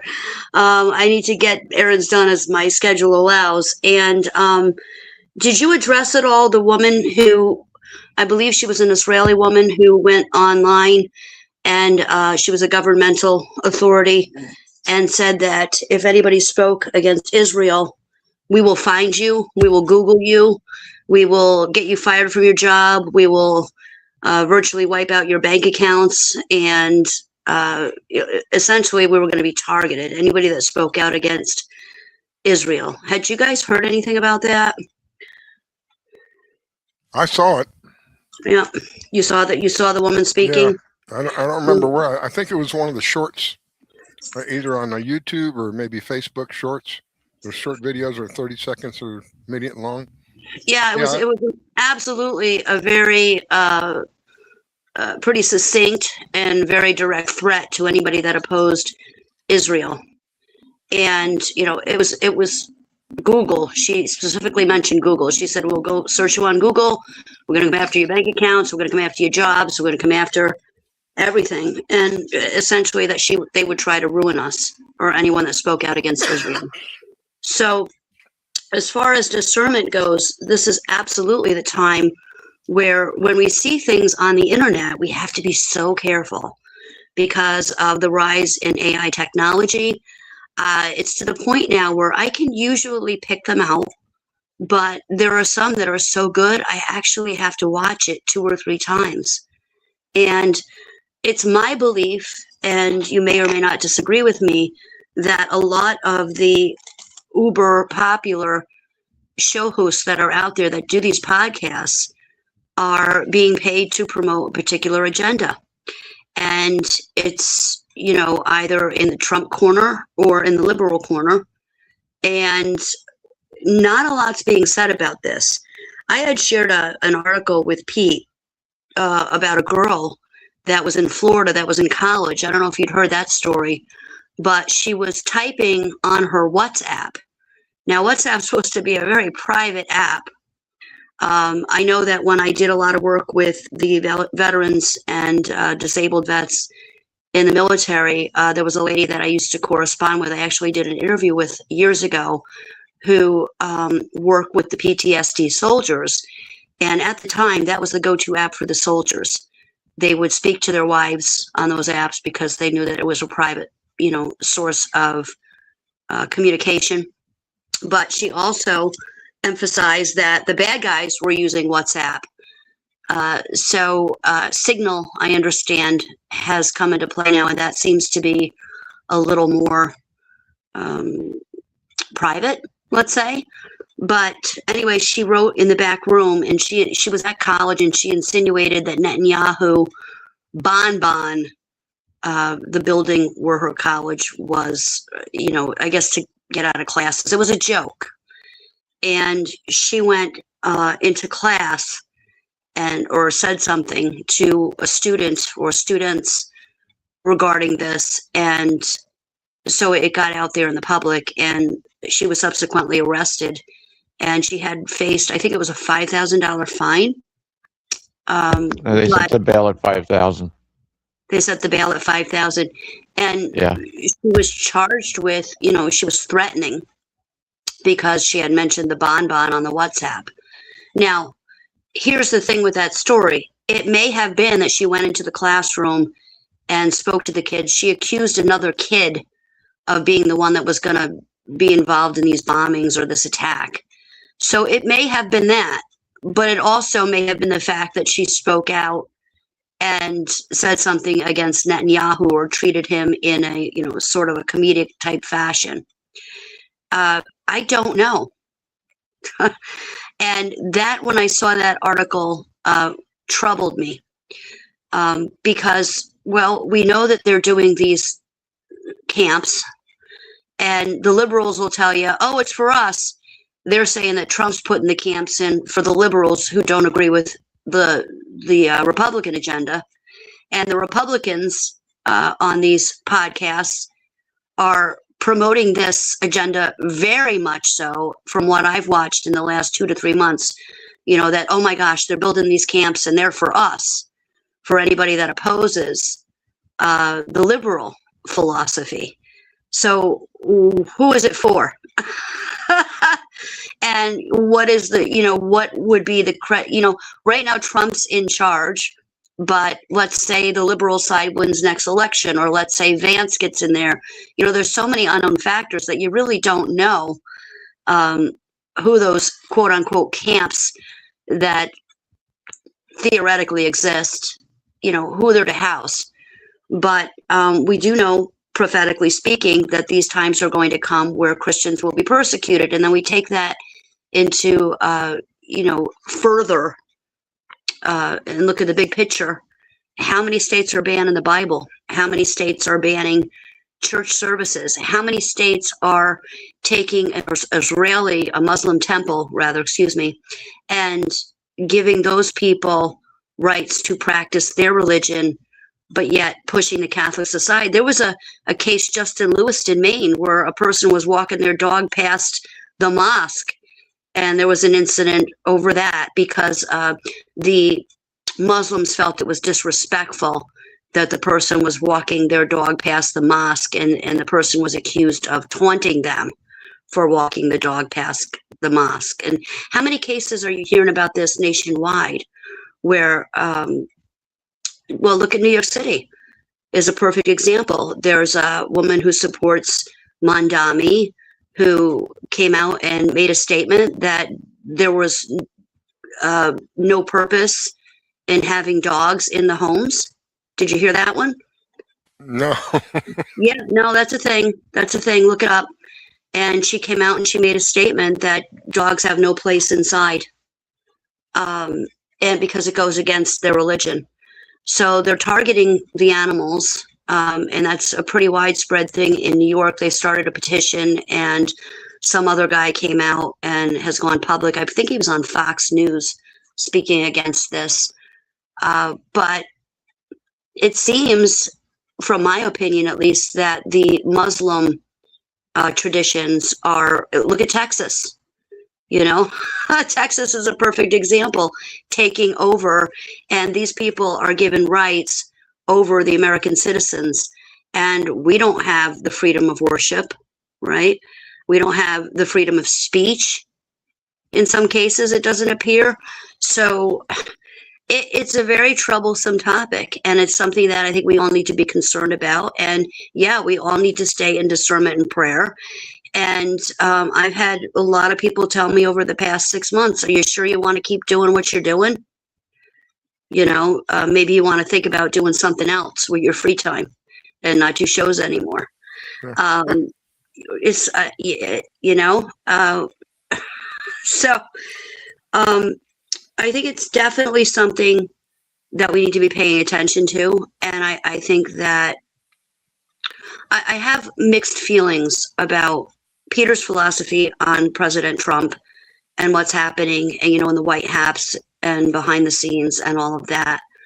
I think that some of it is probably pretty valid, but I also think that some of it may be an agenda that's pushed forward from, as I was saying earlier, you know, we kind of came full circle, but the big podcasters that are out there that are paid to promote certain agendas.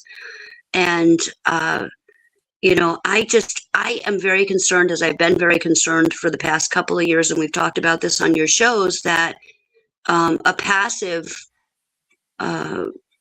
populace that doesn't do anything and stand up for their rights now, as all of these bylaws are written in the back doors and all these laws are passed and these orders are passed, you know, I think, and this is just my opinion, that a lot of the stuff that's being pushed out there is to keep the people complicit from not fighting back until everything is put in place, and then it's too late. And and I've used this term many times on your show as well as mine, slow frog boil. You know, so for me, it's very concerning. Is it going to turn around? And I do believe that there is absolutely a good versus evil element. You know, that's since the beginning of time, that's been an issue. And I do think that it is absolutely occurring in different parts of this current administration. But to what extent, I'm really not sure. Does that make sense? Oh, yeah. That's so, right. Yeah.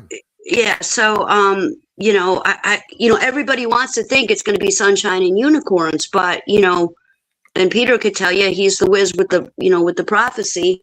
That's not the way it's going to go. And I understand that we're going to come into a time of peace and security first before the SHTF, as it were. But in the meantime, I just think there's so much out there with social media, with the rise of AI and the ability to be able to get information in real time.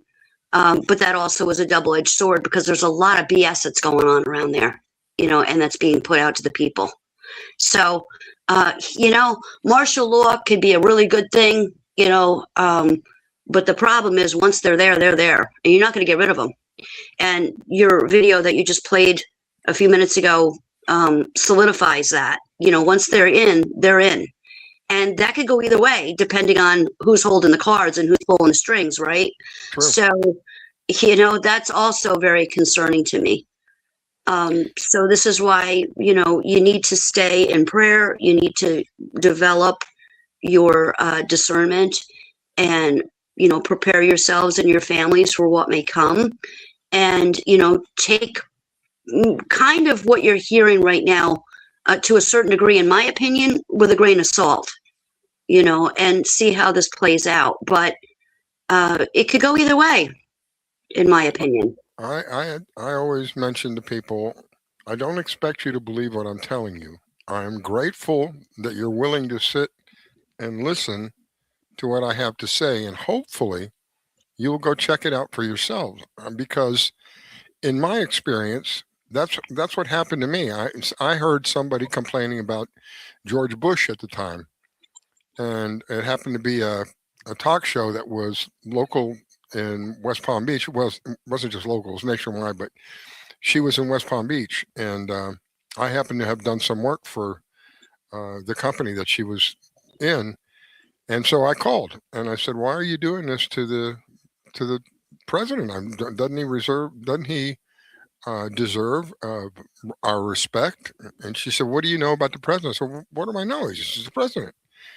She said, "Do your homework," and hung up on me. And I said, "Oh man, oh Yeah. you picked on the wrong person to do the homework." And I did. I started doing the homework and because she kept referring to the Bush crime family, Bush crime, and just having over and over. And I It's thought pretty that was so accurate. disrespectful. Yeah. And then because of her, I guess you could say rudeness, or maybe just lack of patience, but because of what she did, do your homework, hung up. I started doing my homework, and when I started doing my homework, I said, "Holy smokes, man! How do these people get into office? Holy smokes!" Wow. Yeah. And I still, I go back to the Epstein files because, okay, I understand that they're trying to root out the evil, they're trying to get all of them and all of this, and we have the actors. I mean, that's pretty much widespread knowledge. The ears, the faces, the mask coming up, all of that. I get it. I totally get it. But how much freedom, if that's the case, is Trump really being allowed, and how much are his hands tied? You know what I'm saying? Like, that's where I'm stuck. For me, That's part of my problem. Yeah, it's part of my problem because there's people. I apologize, Maggie. Go ahead, and I'll follow. Well, all I wanted to finish with is, the United States military needs to stand as the United States military. We don't need to be merging with anybody else. And I go back to last time I think I did a show with you. I brought out that Netanyahu, he went to public school in Philly, outside Philly. He's from here. So. And that's not his name. No, it isn't. And there's so much deception that goes on with all of that, that in my opinion, the United States needs to stand on its own. And like I said, I got family over in Europe, and Trump was really pissed off that they didn't back him up. And I get that. I can understand his perspective and where he's come from. The United States has given them money, has supported them militarily, has done tremendous things for countries in Europe that really needed our support when they needed our support. And he feels as though the rug got pulled under him. But one thing that I would like to bring out is, and that maybe your listeners don't know about, is from the European standpoint, they are trying to develop their own sort of strength so that they don't need to rely on the United States anymore. They're sort of trying to separate so that they can work and make their military strong and become their own unit. And the fact that we're even considering merging with Israel, and you look at the people on both sides of the spectrum, Republican and Democrat, that have voted for this and are pushing it through, that to me is a huge red flag. That will literally be the end of the country if that happens. Right now, it's gone through Congress, from what I've read, and it's in the hands of the Senate at this point. And it's the possibility that the Senate is going to block it. If they allow it, it literally will be the end of America, and we will lose our sovereignty. And you just have to look at the way Israel treats anybody. It doesn't matter if you are not a resident of Israel following what Israel wants, then you're treated literally worse than an animal. You should hear some of the horrific things that they do to the Palestinian prisoners when they get Palestinian prisoners. Things like having an animal perform sex on a prisoner, or they'll sodomize a prisoner with a broomstick, or just horrible, horrible thing. This is what we have to look forward to if our representatives allow this to go. Yeah, and to bring in a foreign military when you may have members of our military that are loyal to the American people and that are loyal to the Constitution, and in some cases, and should be in all cases, loyal to the president,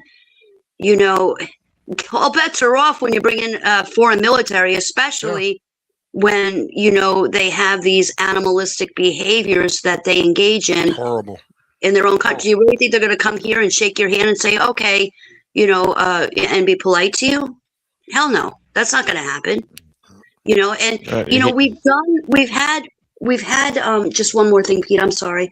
We've had relationships with other countries where we've had good working conditions, let's say as an example, insofar as the intelligence. There isn't any reason, in my opinion, that we can't continue to work with certain countries that have our best interests at heart, which again, red flag, but there's no reason that we can't work cohesively with other countries to, get things that we want. But to merge United States. Now, this is a president, on the other hand, that's speaking about 250 years. I remember when he did his press conferences, and he did that famous speech where, I'm giving the power back to the people. Yeah. Okay. Yeah, what happened to that?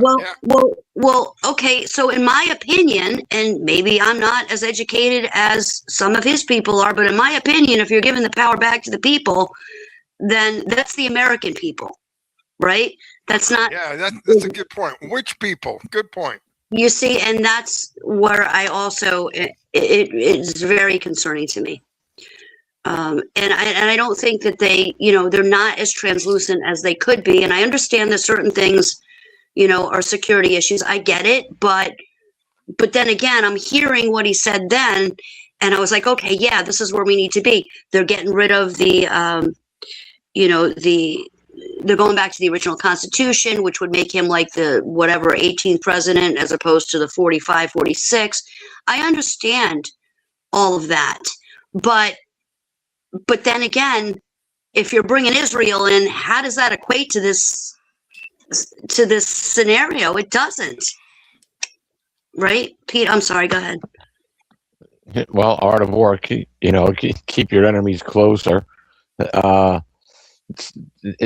a lot. Yeah, but this is different, I think. But go ahead. Yeah, there's a lot going on here, and even if the House and the Senate both pass it, is Trump going to sign it, or is he going to veto it? He'll sign it. Boy, that would be well, we'll have to see what happens. But in one aspect, I could see that happening because in Revelation 17, you've got 10 kings who do not yet have a kingdom, and they come together as a worldwide coalition. And it's in Revelation 16, in verse 11, 12, it says that the king, well, actually, at 13, the kings of the earth are gathered together for the great war. So the kings don't fight wars by themselves, there's usually militaries involved. And so there could be a coalition of militaries worldwide. Think about it. Yeah, but then you look at his Board of Peace, too, and the Board of Peace is also a very prophetic sign, and you know that. Yes, I was just going to go there. Thank you. Great minds. Yeah, so the Board of Peace, you got to have the Board of Peace to have peace and security. But as far as, we have to take a look at what has happened here in the United States, where you've got somewhere, depending on whose numbers you want to listen to, 30 million people have come across the southern border or have entered the United States illegally. How many people that have come into this country are of military age? Men are of military age. Where did they come from? Well, and that's something else, Pete, that I really struggle with, because I believe Tom Homan's doing everything in his power. But when you have states such as New York that are saying ICE cannot, that just happened pretty locally here, in the state of New York, okay, where a sheriff was ordered to stand down by Kathy and told, you cannot assist ICE. And he was warned formally, and he could lose his job if he continues to cooperate with ICE. So until we get things like that under control, and I'm sorry, but I believe that that's where our main focus, one of our main focuses should be, is not just securing the borders, but making the states comply with his orders to let ICE go in and do their jobs and do what they need to do. And that's not happening. I'm seeing the states are taking control of people like Kathy Homan. And why are people like that still in office?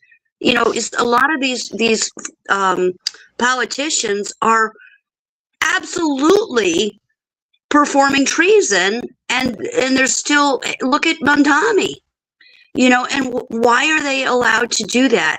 You see, this all goes back to technology. When he went in his speech, President Trump, and he brought in Palantir, that just made my stomach do backflips. And Palantir, and I've been saying this for months on Riscalla's show and on my show, and Palantir and Israel and the security and these flak cameras and the whispered allegations or, allegedly that these data centers may be to route the water of the American people underground to the underground bunkers, so that when they have all these cameras and systems in place, that the rich and elite will be underground in the bunkers, watching people fighting for food, killing each other for a loaf of bread, and all of this. And so, that's another theory, is that the data centers are, look at all the water they're stealing from the states. There's been a couple of different cases now where they're rerouting the water from the towns, the town water, and draining the town water beds to go to these data centers, ostensibly to be used for the water to cool the systems or whatever they are. But there's also a theory that that's going underground to the bunkers. And, is that a BS theory? It's possible, but we have to look at all aspects of this. The data centers need to go. And I've got a short clip that I'm playing on my show this week, because I didn't do a show last week, about Trump on the podium telling people not to fight against the data centers anymore, that they're needed. No, they aren't. The noise that they create in the environment, what they're doing to the animals, to the wildlife, not to mention the acreage that they're using up to build these places, that they're taking away from our farmland, where Bill Gates already has so much of our farmland to begin with. I think he said you have to live with it, if I'm not mistaken. Yeah, and the water. Well, okay, so what is that a statement from somebody that is, and just hypothetically, and I'm questioning. I would love to be able to sit down and ask him these questions. Can you please explain this to me? Why would you say that? When on one hand we're fighting to keep the farmland, and now you're taking thousands and thousands of acres, and then you're taking the community's water, and and you're killing the wildlife, and you're killing the animal habitats. And look at the problems that we're seeing with like the birds, and things like that, and the noise, the constant hum that people have to live with, and have them next to them 2 miles away. They can hear the hums of these things at nighttime. Yeah. No. I question, why don't you stick it out in the frickin' desert? Why does it have to be in the middle of a town? Or and why are there so many of them? And stick it out in the middle if you really want it that bad. To me, it's not a data center. To me, and everything I've read about them, they're not data centers. They're mass surveillance centers. That's why they want them where they want them.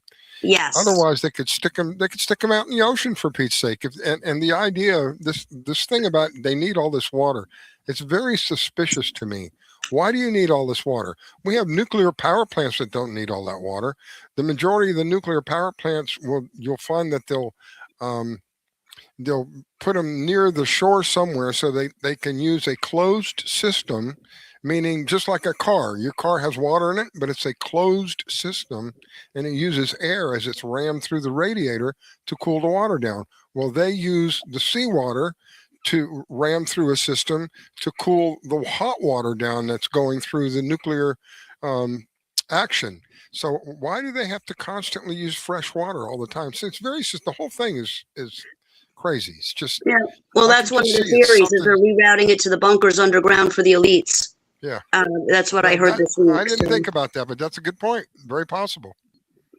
So I'm sorry, Pete. I interrupted you. Go ahead. That's okay, because I was actually talking to my mother today. We got on this subject with the data centers and quantum computing.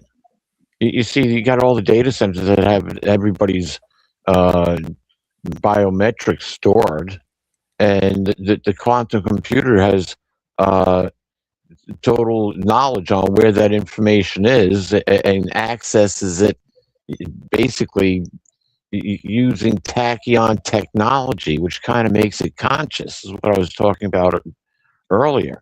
But and then you've got all of the assets that are being taken from the Vatican being put into a cryptocurrency that's backed by these assets. That there's your changeover in world currency, which will eventually bring peace and security. It's lining up, but they want to keep track of everything. If Maggie goes to the bank and she gets a $10 bill and she spends it, even if it's not crypto but actual currency, and she spends it, there's a chip in there. And look at Walmart. Then Walmart's got the cameras on the price tags. Oh, great. Yeah. On the show. I was just there. Wow. They've got little infrared cameras on each of the UPC price code tags at the stores. That tells me that the system is in, like that guy said, the system's in place. So when it gets to the point where they start implementing the social credit system, if you're somebody who, or maybe that you're a person who's getting help from the government, that you're getting a SNAP or whatever that is called, and you said something that or they decided, you didn't say anything, they decided that you weigh too much. So when you go to get whatever it might be a something that would cause you to gain more weight, they'll take a picture of you trying to get it, so that when you go to check out, they'll go, no, you can't have this. Well, there was a lady that did she said she was buying a hairbrush, and she walked past the hairbrushes and the price changed. And she looked down at the UPC code, and she said, they took a picture of me, and they changed the price. Based on your ability to pay, yeah. Yeah, and Wells Fargo, and I talk about that on my show this week, they just patented something called Stardust that's totally dystopian. It picks up your body temperature, your activity, takes pictures, and even more. And then when you look at that with the nanoparticle technology that's coming out that I also talk about this week, climate engineering nanoparticles are already in our atmosphere. Lab tests are confirming that. And then you look at the flock cameras, and I'm thinking, wait, we're supposed to be a free country. How? This is not only, it looks to me as though it's going to surpass what the people in China are living through. So I would like to sit down and say, President Trump, explain this to me. Why is all of this technology necessary for the American people? If we're a free country, why do we need to be, spied upon? And what's up with Palantir, and what's up with this gig with Israel? Like, you explain to me how this is for the betterment of our country, and how we're supposed to be free when every single move that we make, they've got cameras that can look inside your homes. and they could see you at your kitchen table and what you're doing, and those of us that have video cameras for security in our homes, those things are looking at you when they're turned off. I know that. Alexa. But now they've got this nanotechnology and this, I don't have Alexa, but I've got like, the security, the Ring blinks, whatever they are. But you've got this nanotechnology and now this smart dust by Wells Fargo. Okay. That can pick up your body temperature, activity, take pictures, and do even more. Why is all of that necessary if we're free citizens? Why is all of that being instituted? That would be my question.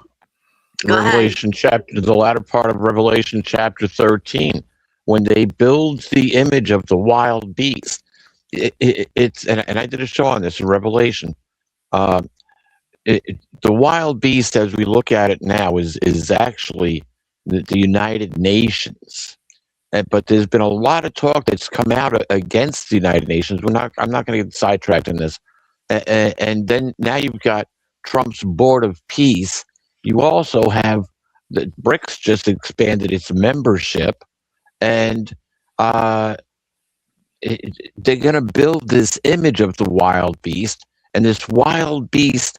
Eventually, everybody's going to have to take the mark of the wild beast, because without the mark of the wild beast, you cannot buy or sell. So we're still in a beast system, but it's not come about yet. I imagine that will be put into place and become a realistic situation during that time of peace and security. By the time peace and security is over, that is going to be used against the population of the planet. I'll guarantee you that. And when's this going to happen? Within the next 7 years, they'll have it all set to go. 2033. Okay. But I ask you again, President Trump is the president for the people. So why would all of this be allowed to be happening now? I could understand if it were in the other administration. And I'm sure that they've been developing this technology for years. And I can appreciate that. But why is he not putting the kibosh on all of this now? Because if the United States doesn't do it, other countries will. And especially China. The big problem with China is the connection. It goes back to the city of London and back to the Jesuits of the Vatican. And so China's not going to come and put clock cameras on our corners, though. Do you know what I'm saying? Surveillance. Yeah. Here's the situation with China, and I realized this, 25 years ago.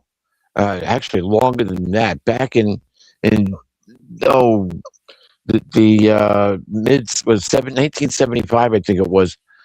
China was granted most favored nation trading status. I was 19 years old. I went nuts. I was like, "What, are you kidding me?" And I would go to flea markets somewhere, after the turn of the century, and I'm seeing all these really, dollar tools by China, and find out, oh well, China's using slave labor to make all these hand tools. That's why they're so cheap. And then I'm thinking, here's the difference between China and Russia. Keep in mind who started communism. The reason why Russia failed is that it was an enclosed system. They didn't have an open economy. China has become essentially the world's trading partner. China manufactured for the world. All of their wealth is from other countries. They're a communist country based on capitalism. I said, geez, at least 15 years ago, China is the model for the world. That's what they want. Going back to your previous statement, Pete, this is, again, I'm hung up on this because if, we got to do this technology before somebody else does it, okay, that maybe is a gimme partially for some of what Palantir may be doing, maybe. okay, to protect ourselves militarily. But still and again, I go back to the personal invasion of our privacy as American citizens. Yeah. And we've far surpassed going over the line with these flock cameras and the facial recognition and the UPC codes with the little cameras at Walmart, all of that. Like, that's all part of the coming beast system, image of the wild beast. I get it, but why is he allowing it? Do you see? That's my point. That's my point. Because he's the 8th king. He's the 8th and final king. It's the 8th king. It's the 8th king. Okay, thank you. Okay. You're welcome. It's the 8th king who, after the 8th king destroys Babylon the Great, it's something I really haven't talked about very much in chapter 17. The 8th king and the coalition of 10 kings go up against the Lamb, the King of Kings and Lord of Lords. That referred to this a few times. We'll cover that eventually. That's chapter 19. We're going to get through this section of Revelation, and then we'll go to the next chapter. It's taken a while to get into 18. And when you look at 18, the one interesting, there's a lot of interesting things in 18, but read chapter 18 and take a look at commerce on the planet right now, and the different things that are being traded by the merchants of the world, even slaves and human souls. Wait, human souls? Yeah. And so this law, these things have to occur. And well, we got aliens too from other planets. Well, yeah, we have to do battle with the King of Kings and Lord of Lords.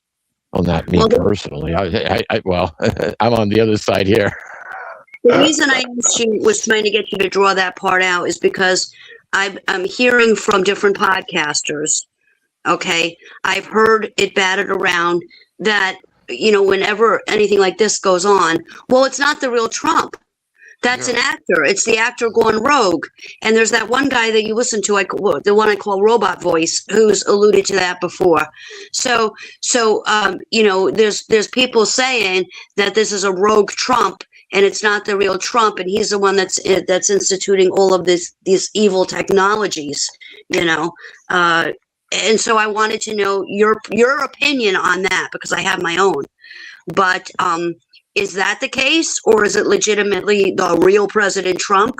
Is he still here? Is he in Cheyenne Mountain? Well, what's your perspective on that? Because that could change the whole ball game here if, in fact, that were true. But I'm not buying it. But anyway. They bring the real Donald out like a Sunday suit. When the King and Queen of England were here, you were looking at the real Donald and the real Melania.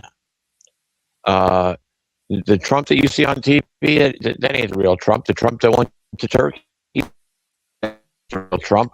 The Trump that went to the opening of Notre Dame, he was at least a full 5 inches shorter than Prince William. The Donald should have been looking Prince William in the eye. So who's controlling the Trump? I absolutely concur. But is the real Donald, controlling this and allowing this to happen, or is this a rogue faction of these actors and what does he call central casting that have taken over and are doing this nefarious stuff? In your opinion, you see what I'm saying?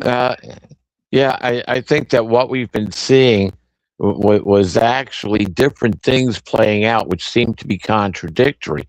But regardless of whether it's the real Donald or somebody from central casting, they're still being backed by the same powers.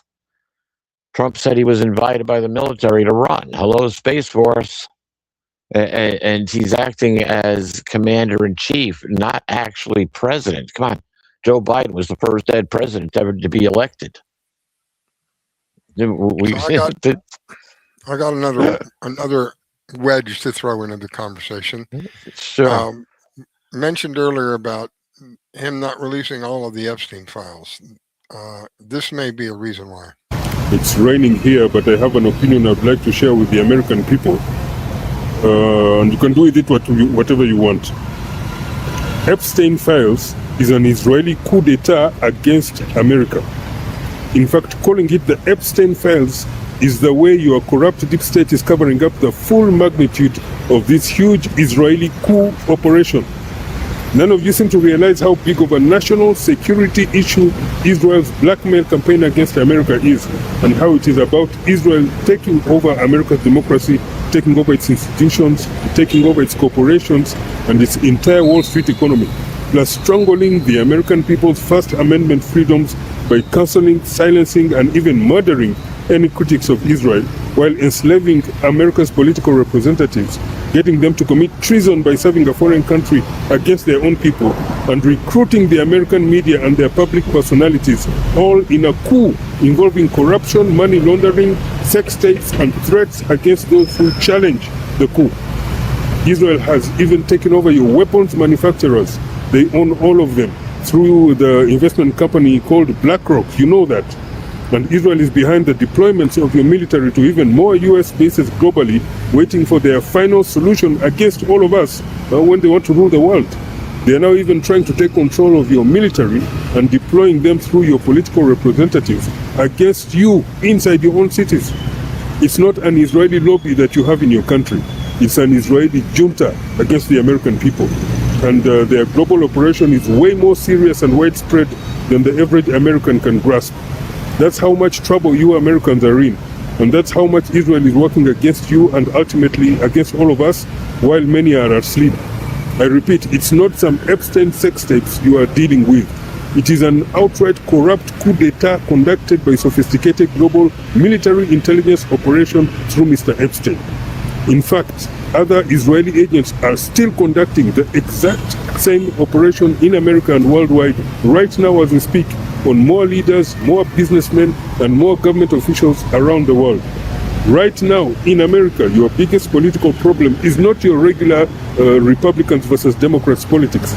When you focus on that, it's like you are still sleepwalking while Israel works on your demise.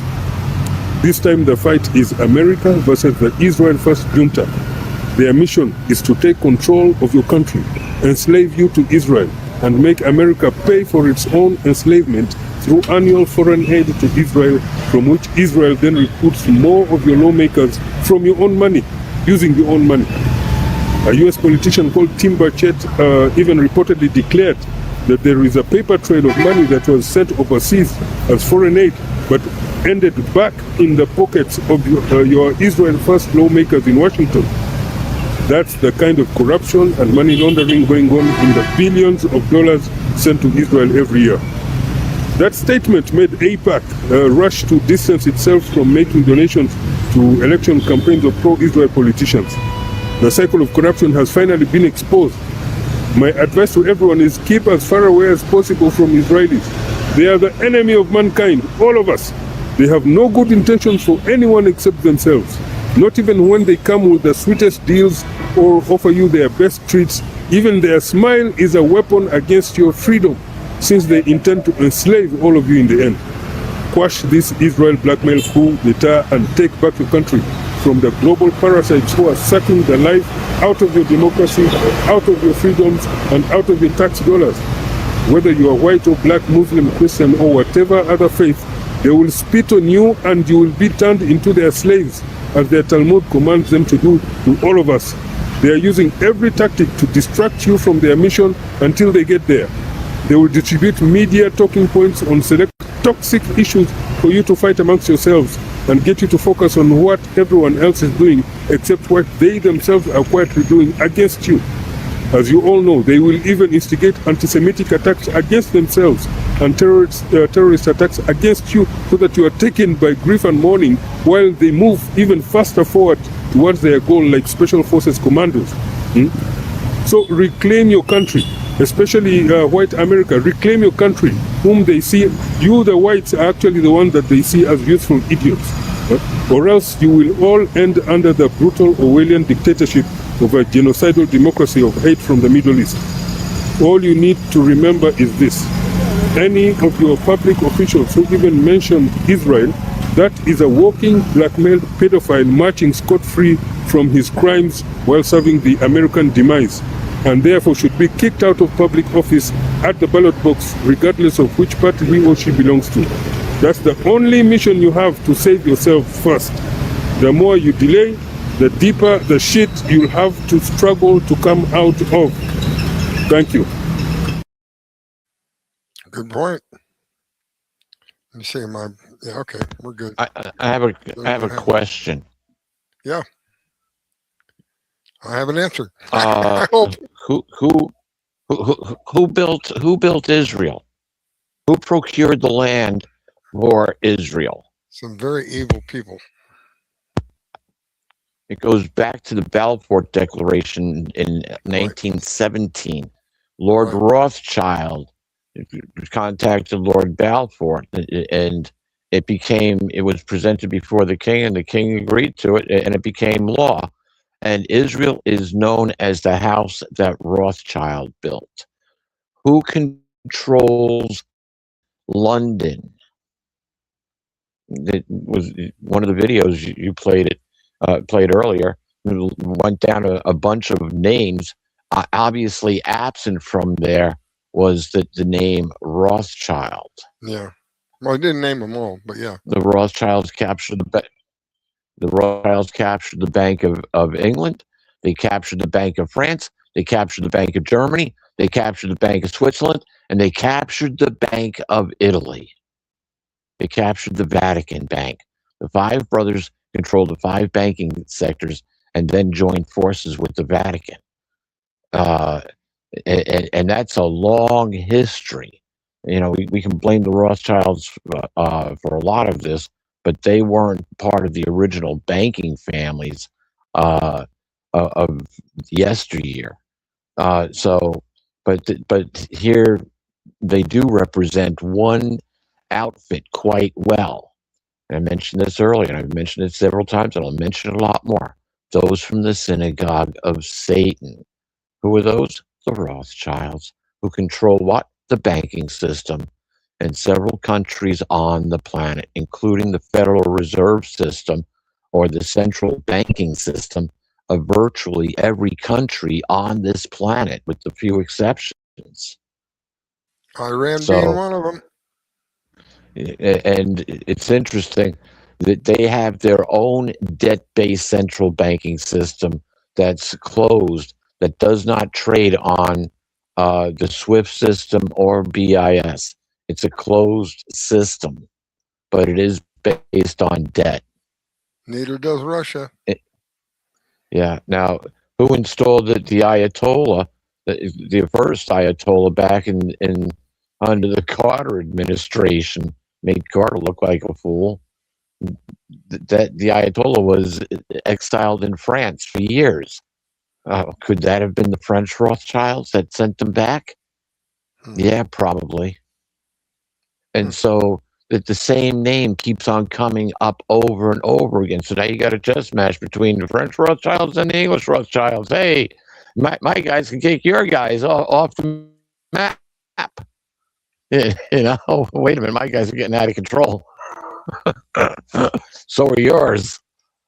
And as far as this whole situation stems out of the first Congress of Zion that was held at the end of the 19th century, and it started off in this country with the blackmailing of Woodrow Wilson, who put the president of American Zionism was the first Jewish person to make the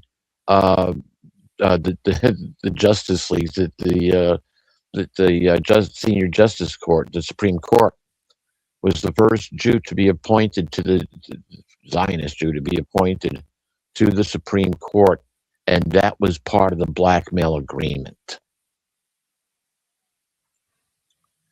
Yeah. Wow. So this whole thing started back the War of 1812. What was the War of 1812 about? The Congress wouldn't renew the Rothschild Bank. Yeah, we got the War of 1812. When was it over? 1815. What did we get in 1816? We got the bank again. That pissed Jackson off. Jackson turned around and he said, "I promised to end the bank," and he did until what? Until Ulysses S. Grant sold us out. Yeah, I'll take another bottle. Thank you. Got some more of those Cuban cigars. I thought that the Federal Reserve System wasn't implemented until the 1900s sometime. When 1913. Yeah. So what was happening before that? You're saying this is happening before that. The plan to set all of this up, it's been in motion. Oh, I see what you're saying. Okay. It's been in motion. It's been in motion for over 100 years. And now we're seeing the fulfillment of that. And yet, as Revelation 3:9 says, this complex of people from the synagogue of Satan will be brought before us to do obeisance at our feet, because God will show them how much he loves us. Interesting. So, and so sometimes you got to duck down. You don't want to poke the wrong bear, so to speak. And other times, hey, you don't have any other choice but then to speak up. And my love for people makes me speak up, because the more people that can survive this thing, the better off we'll all be. Yeah. Well, I agree on that. Let me go back to Trump. And we're going to. Yeah, I was going to say we're going to need to do a lot of hand holding, so Maggie's good at that. When we come back, Maggie, take the floor. I'm going to go back to Trump for a minute, because one of the things that he has repeatedly said, and I'm going to play a short video in a second, is we need to move on. Well, I can't move on for many reasons, but one of the greatest reasons is I have daughters. I can't imagine somebody doing to my daughters what these people did to these children. I would go ape cuckoo. People use another word, but you get what I'm saying. I would just go back absolutely berserk. And when someone approaches him, and it's a CNN reporter, which I don't really care for CNN. I think they're full of baloney on a lot of the stuff. But when a reporter does ask a genuine question, instead of responding, I don't know if responsibly is the correct word I want to use, but he responds by attacking back, because they dared. How dare you ask? You come to your own conclusion. Let me play it. A lot of women who are survivors of Epstein's are unhappy with those redactions that came out. Some of them, entire witness interviews are totally blacked out. Do you think that they should be more transparent? The fact that they thought they released too much. I heard that, and you tell me something else. No. I think it's really time for the country to get onto something else. Really, now that nothing came out about me, other than there was a conspiracy against me, literally by Epstein and other people. But I think it's time now for the country to maybe get onto something else. What would you say to people like who feel like they haven't gotten healthcare, justice, Mr. President? something that people care about? Yeah. What did you say? Go ahead. What would you say to the survivors who feel like they haven't gotten You are the justice? worst reporter. No wonder CNN has no ratings because of people like you. She's a young woman. I don't think I've ever seen you smile. I've known you for 10 years. I don't think I've ever seen a smile on your face. You know why? You know why you're not smiling? Because you're not telling the truth, and you're a very dishonest organization, and they should be ashamed of you. Okay, survivors of a sexual. Attack the organization, I get, but to attack her, make it a personal attack on her. This is what I'm seeing. This is what I'm not. I don't appreciate it. He could have. I don't know. Maybe I'm not in his position. I've never held or have maybe had anywhere near the stress that he goes through every day. But it just seemed to me like it's almost like he's a bully in some cases. When somebody asks the wrong question that he doesn't like, he lashes back out at them.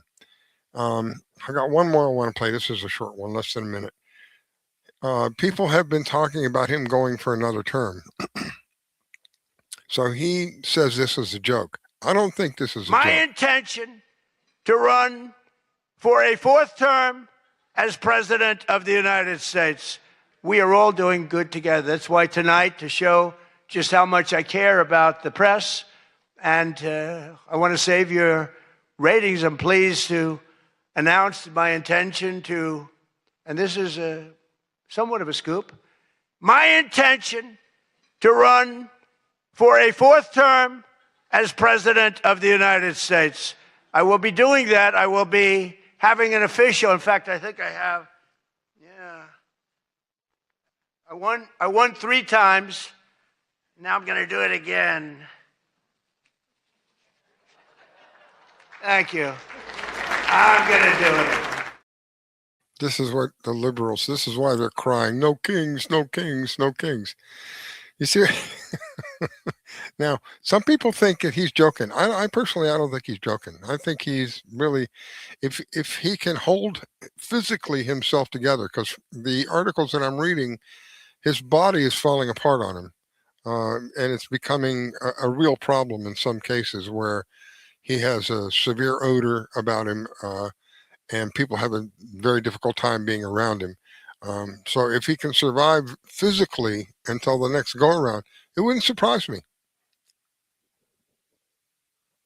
Yeah, but which Trump are we actually seeing? You know, is that the Donald, or is that somebody from Central Casting? Like that person there was somebody from Central Casting. That wasn't actually Trump himself. And when too short. Remember, okay, Trump is 6'3". A lot of women who were. Is that Trump? A lot of women who were. Is that Trump? I couldn't tell. A lot of women who are survivors of Epstein's are unhappy with those redactions that came out. Some of them, entire witness interviews are totally blacked out. Do you think that they should be more transparent? The fact that they thought they released too much. I heard that. Probably not. I don't know, Maggie. What do you think? Oh, anyway, she's hard to tell, but. There have been whispers that Trump is possibly suffering some of the same type symptoms that Biden was. And, we have to look at that as a possibility also, because, one of the things that I loved about President Trump was his snarkiness and his smartassiness, right? And his city attitude, especially with my family having roots in the city. I love that about him. I love that he doesn't take any guff and he gives it back. And, but some of the statements that he's made recently totally go against what he said when he was running for election, which, we tend to see that in politicians. It happens. But he wasn't supposed to be a politician, Maggie. That's one of the main reasons that people supported him. He wasn't supposed to be a politician. And even recently, he has made some statements that go against things that he said in the past. So, but there again, that's why I bring up the question of, is this the real one? Is this the actor? Is this fake? Is it a matter of that? And then again, I'm thinking, okay, so if that's the case, and he's got somebody that's there, that's a puppet, that's protecting, they're appearing in public to protect he and his wife, because there have been so many threats against him. I can totally respect that, and I can appreciate that, and I'm down with that if that's the case. But then you would think that what that person would be saying as a representative of him would be consistent with the issue that he stood on all along. And see, that's where I'm having a problem, right? So I'll tell you, when he walked the tarmac a couple months ago, he was going over to, I don't know if it was somewhere over in the European countries. It seemed to me as though he wasn't walking a straight line. He was walking kind of crooked. And then I did hear that he actually fell on the plane steps too recently, which is one of the biggest things that he had, made fun of about Biden. I mean, is that the case? I don't know. I didn't see the clip. But, he's getting up there in age, and, we have to also consider that in the equation too, right? So I don't know. Like, I agree. Yeah, he's very disrespectful at times.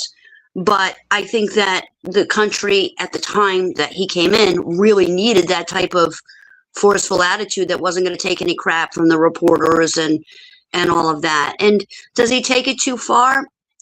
Probably sometimes, so that was one of the things that I think a lot of people liked about him, because he would snap back at those that we could see were just they're full of baloney. But recently, it's different. What I see in this a lot of women who were that short clip, what I see, the energy is different. I agree. Yeah. The energy is different recently. It's like I don't know. It just doesn't seem like him. It doesn't seem like my intention. Guy. A lot of women who are survivors. Does not my seem intention to run. And the voice and the sound. I agree. Maybe it's just me. No, the energy is totally different. I can feel the energy. The energy is totally different. Yeah, and they're neither one of them are the Donald. And Maggie, the Trump that you saw go over was most likely the one that went over to Turkey. And in the ceremony, he's standing next to Erdogan, and they're both the same height. I went online and I looked up how tall is Erdogan? 6 foot. Shouldn't Trump be another 3 inches taller? Agreed.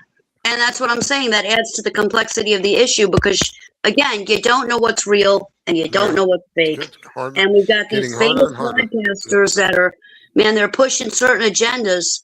And, more and more difficult to tell what the hell's going on. And I'm very concerned. Propaganda. Exactly. So exactly. And that's one of the, again, the propaganda side of it is, something that's going on in every country. I can respect that too.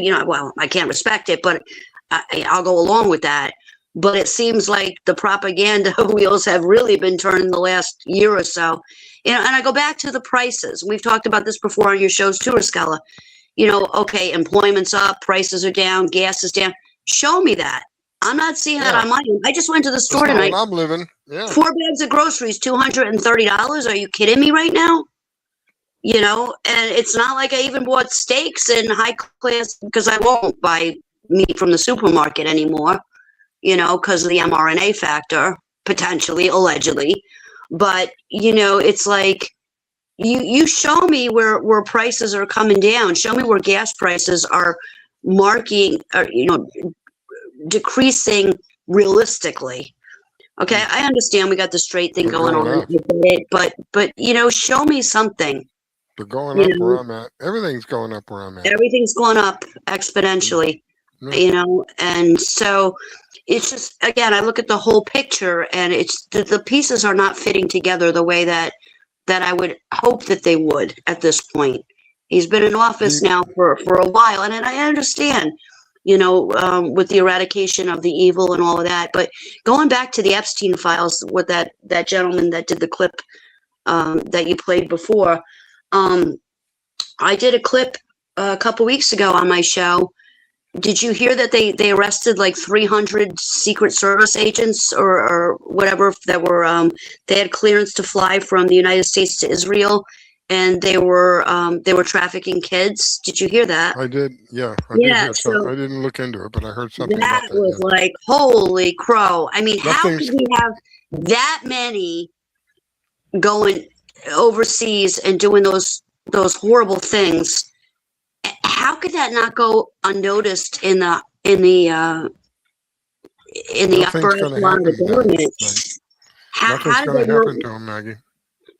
But how did that go unrecognized if it wasn't something that somebody knew about? That's where I'm like, holy, that. It just displays how deep the corruption is. Let me.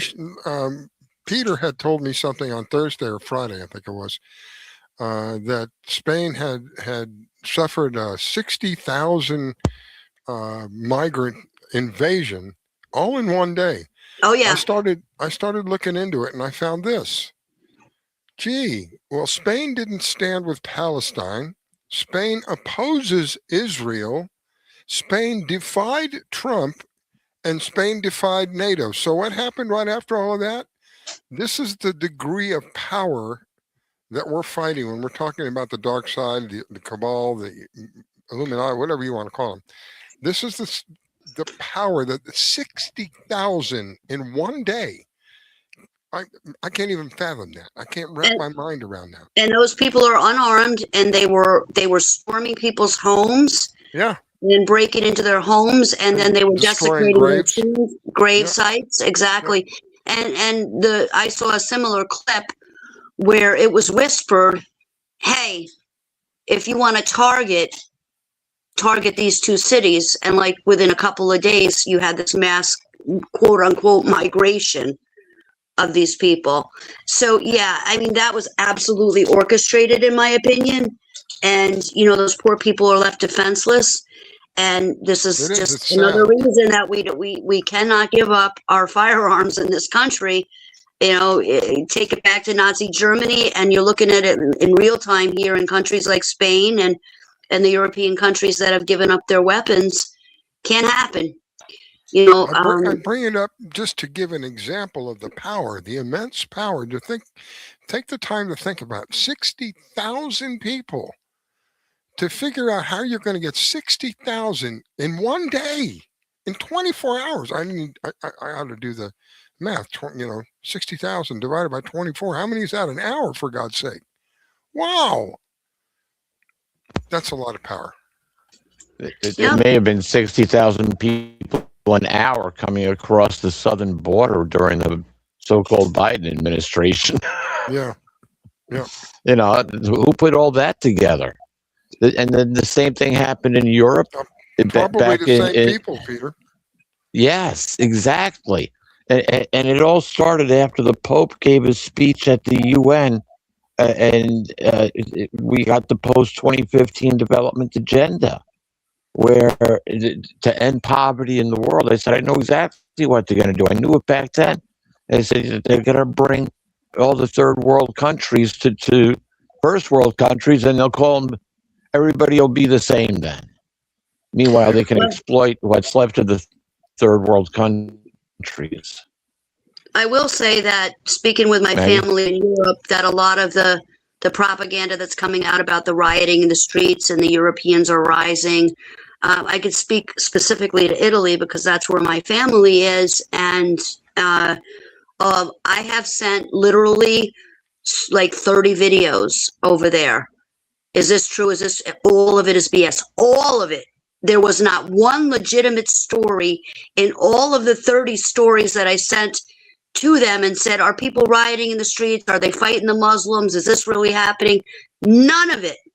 None of it was true. The only story that came back as true was of a girl that was raped at one of the train stations. And what I was told is, and it was in Rome, is historically that has always been a very, very bad, I think it was a train station that's always been a very, very bad area, and they've been working on trying to fix it, and it's always been a high crime area. And I've seen videos of how the Muslims were taking over the shops and the plazas, and I was told, nope, that's not true. There's one immigrant area that's a market, and in fact, that's improved exponentially. It's actually a really nice shopping area now.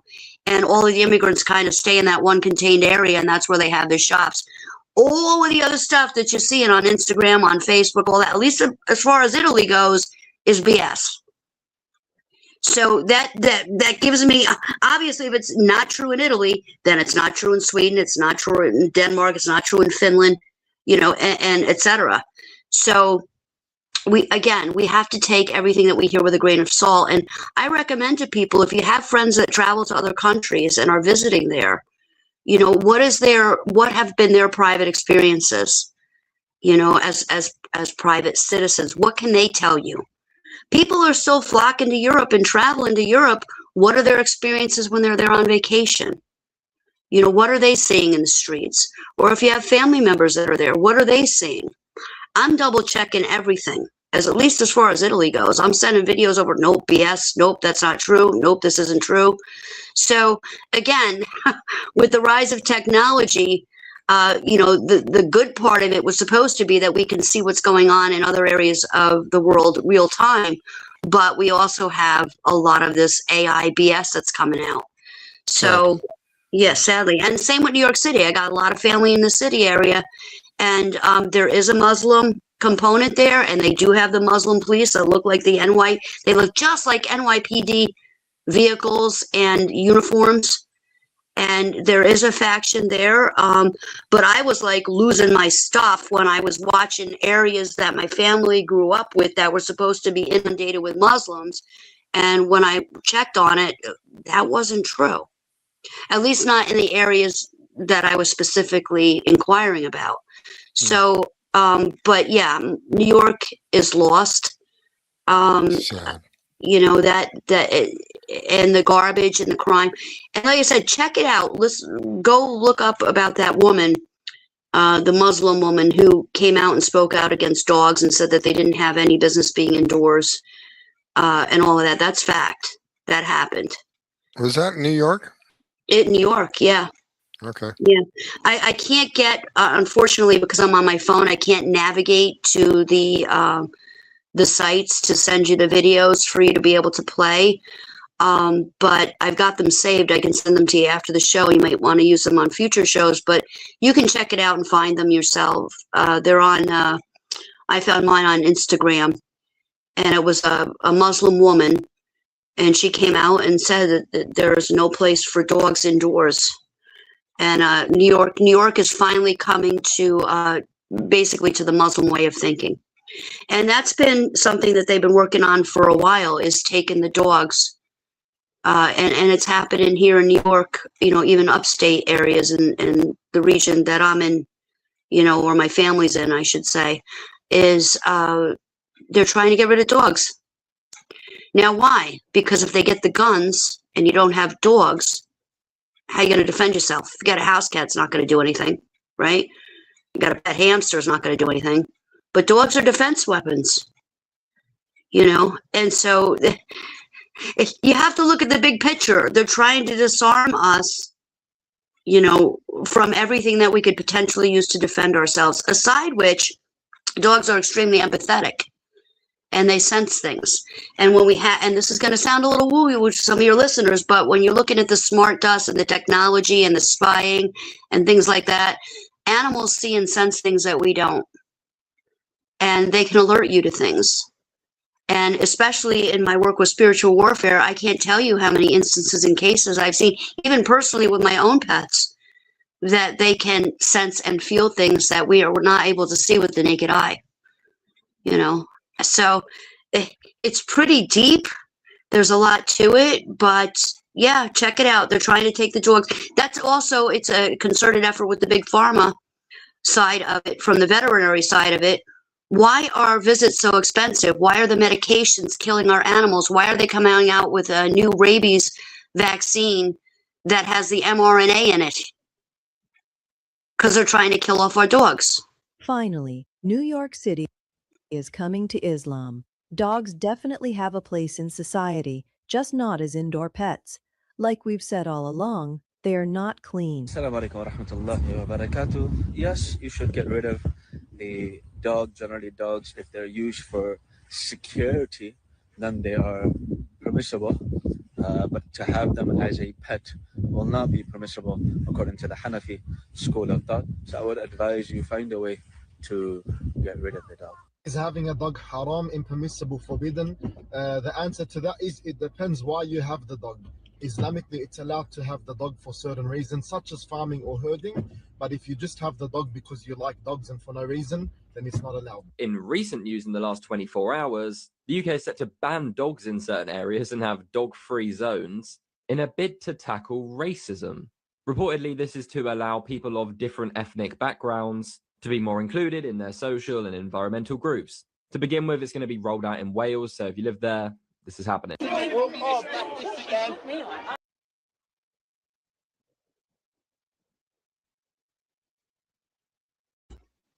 So there you go. There you go. And it's happening. Like I said, there was an incident in Lewiston, Maine. Okay. It's happening all over the country where the Muslims are not allowing dogs in front of their mosques. I saw a video of a young girl who was walking a dog in a park, and a Muslim older gentleman and his son walked past, and the older guy came up to the dog and she said, "Stay away from me and my dog." And he made the sign of the slitting of the neck. And he said, "This is going to happen to your dog." Yeah. Yeah.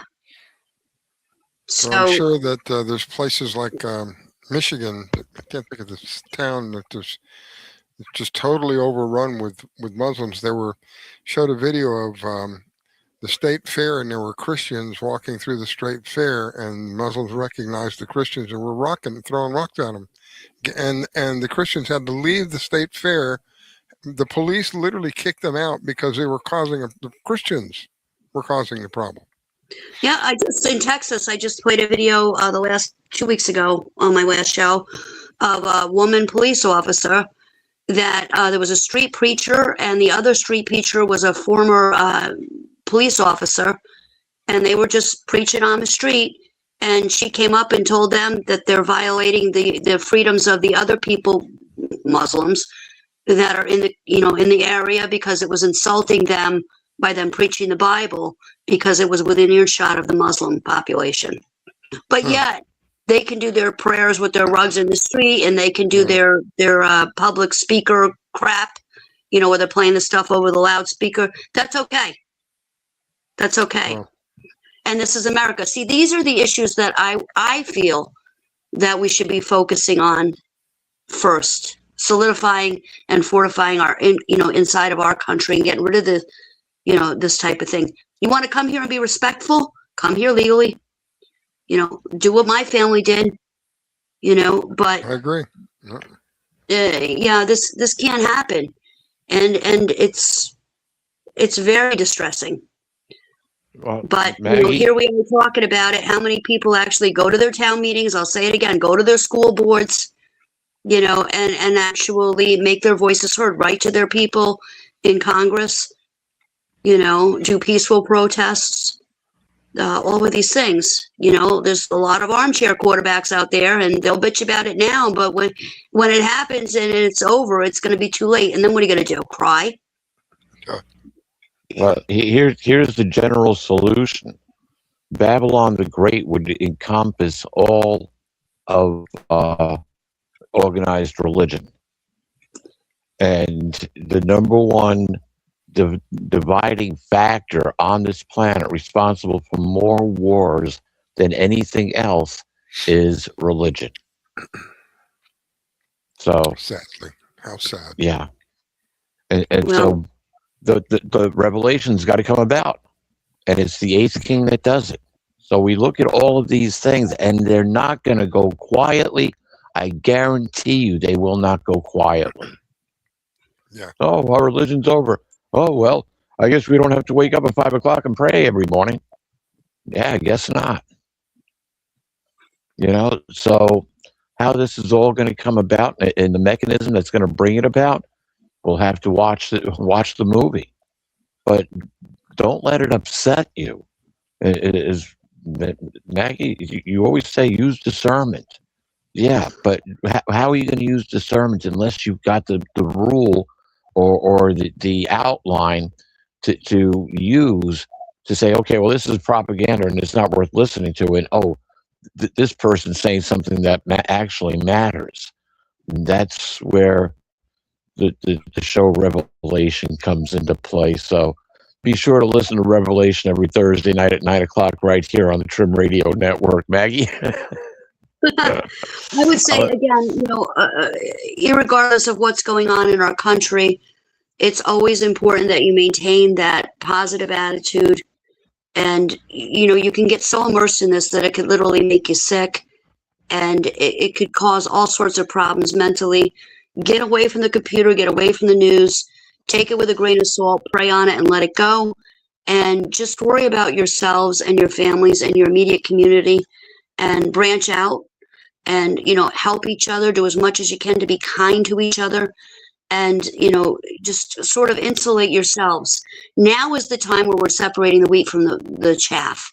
And so, you need to have people around you that essentially are going to have your back should there be a situation, and people that you can assist and help that would be able to assist you should you need it. This is what's important right now, but keep that positive attitude. And when I say that, I don't mean to disillusion yourself. Keep your finger on the pulse. But again, prayerful discernment is very important in these times. And you need to laugh, and you need to joke, and you need to spend time with your loved ones, appreciating the freedoms that you do have now, because I feel that that's very important. Have that steak dinner while you can afford it, right? And continue to struggle to push forward rather, and not focus as much on the negative as you can, putting that positive energy out there,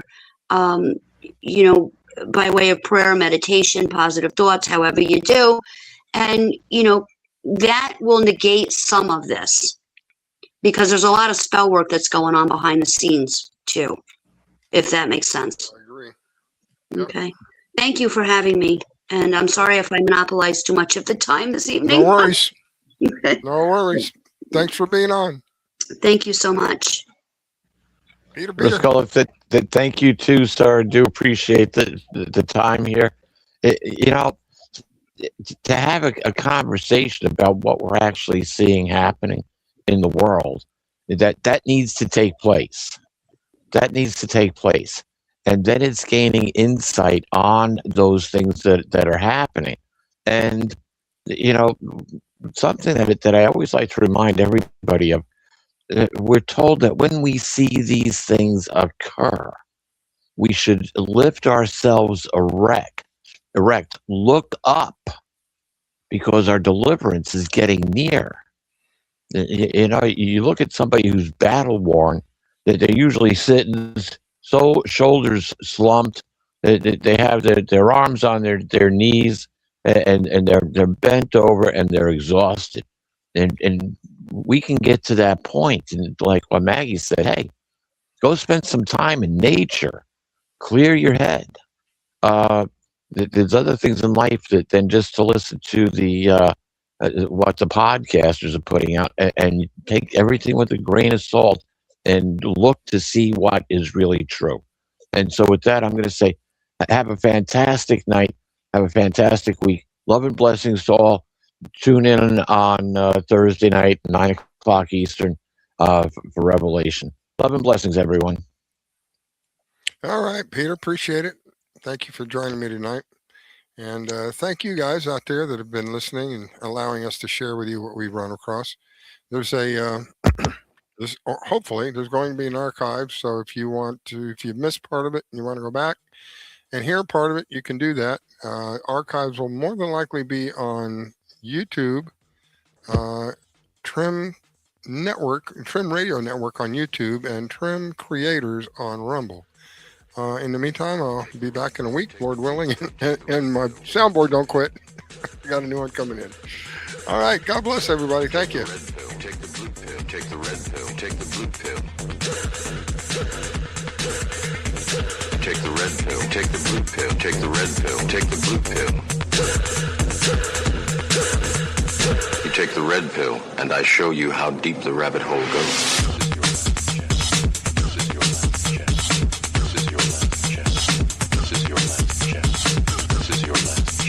This is your last chance. After this, there is no turning back.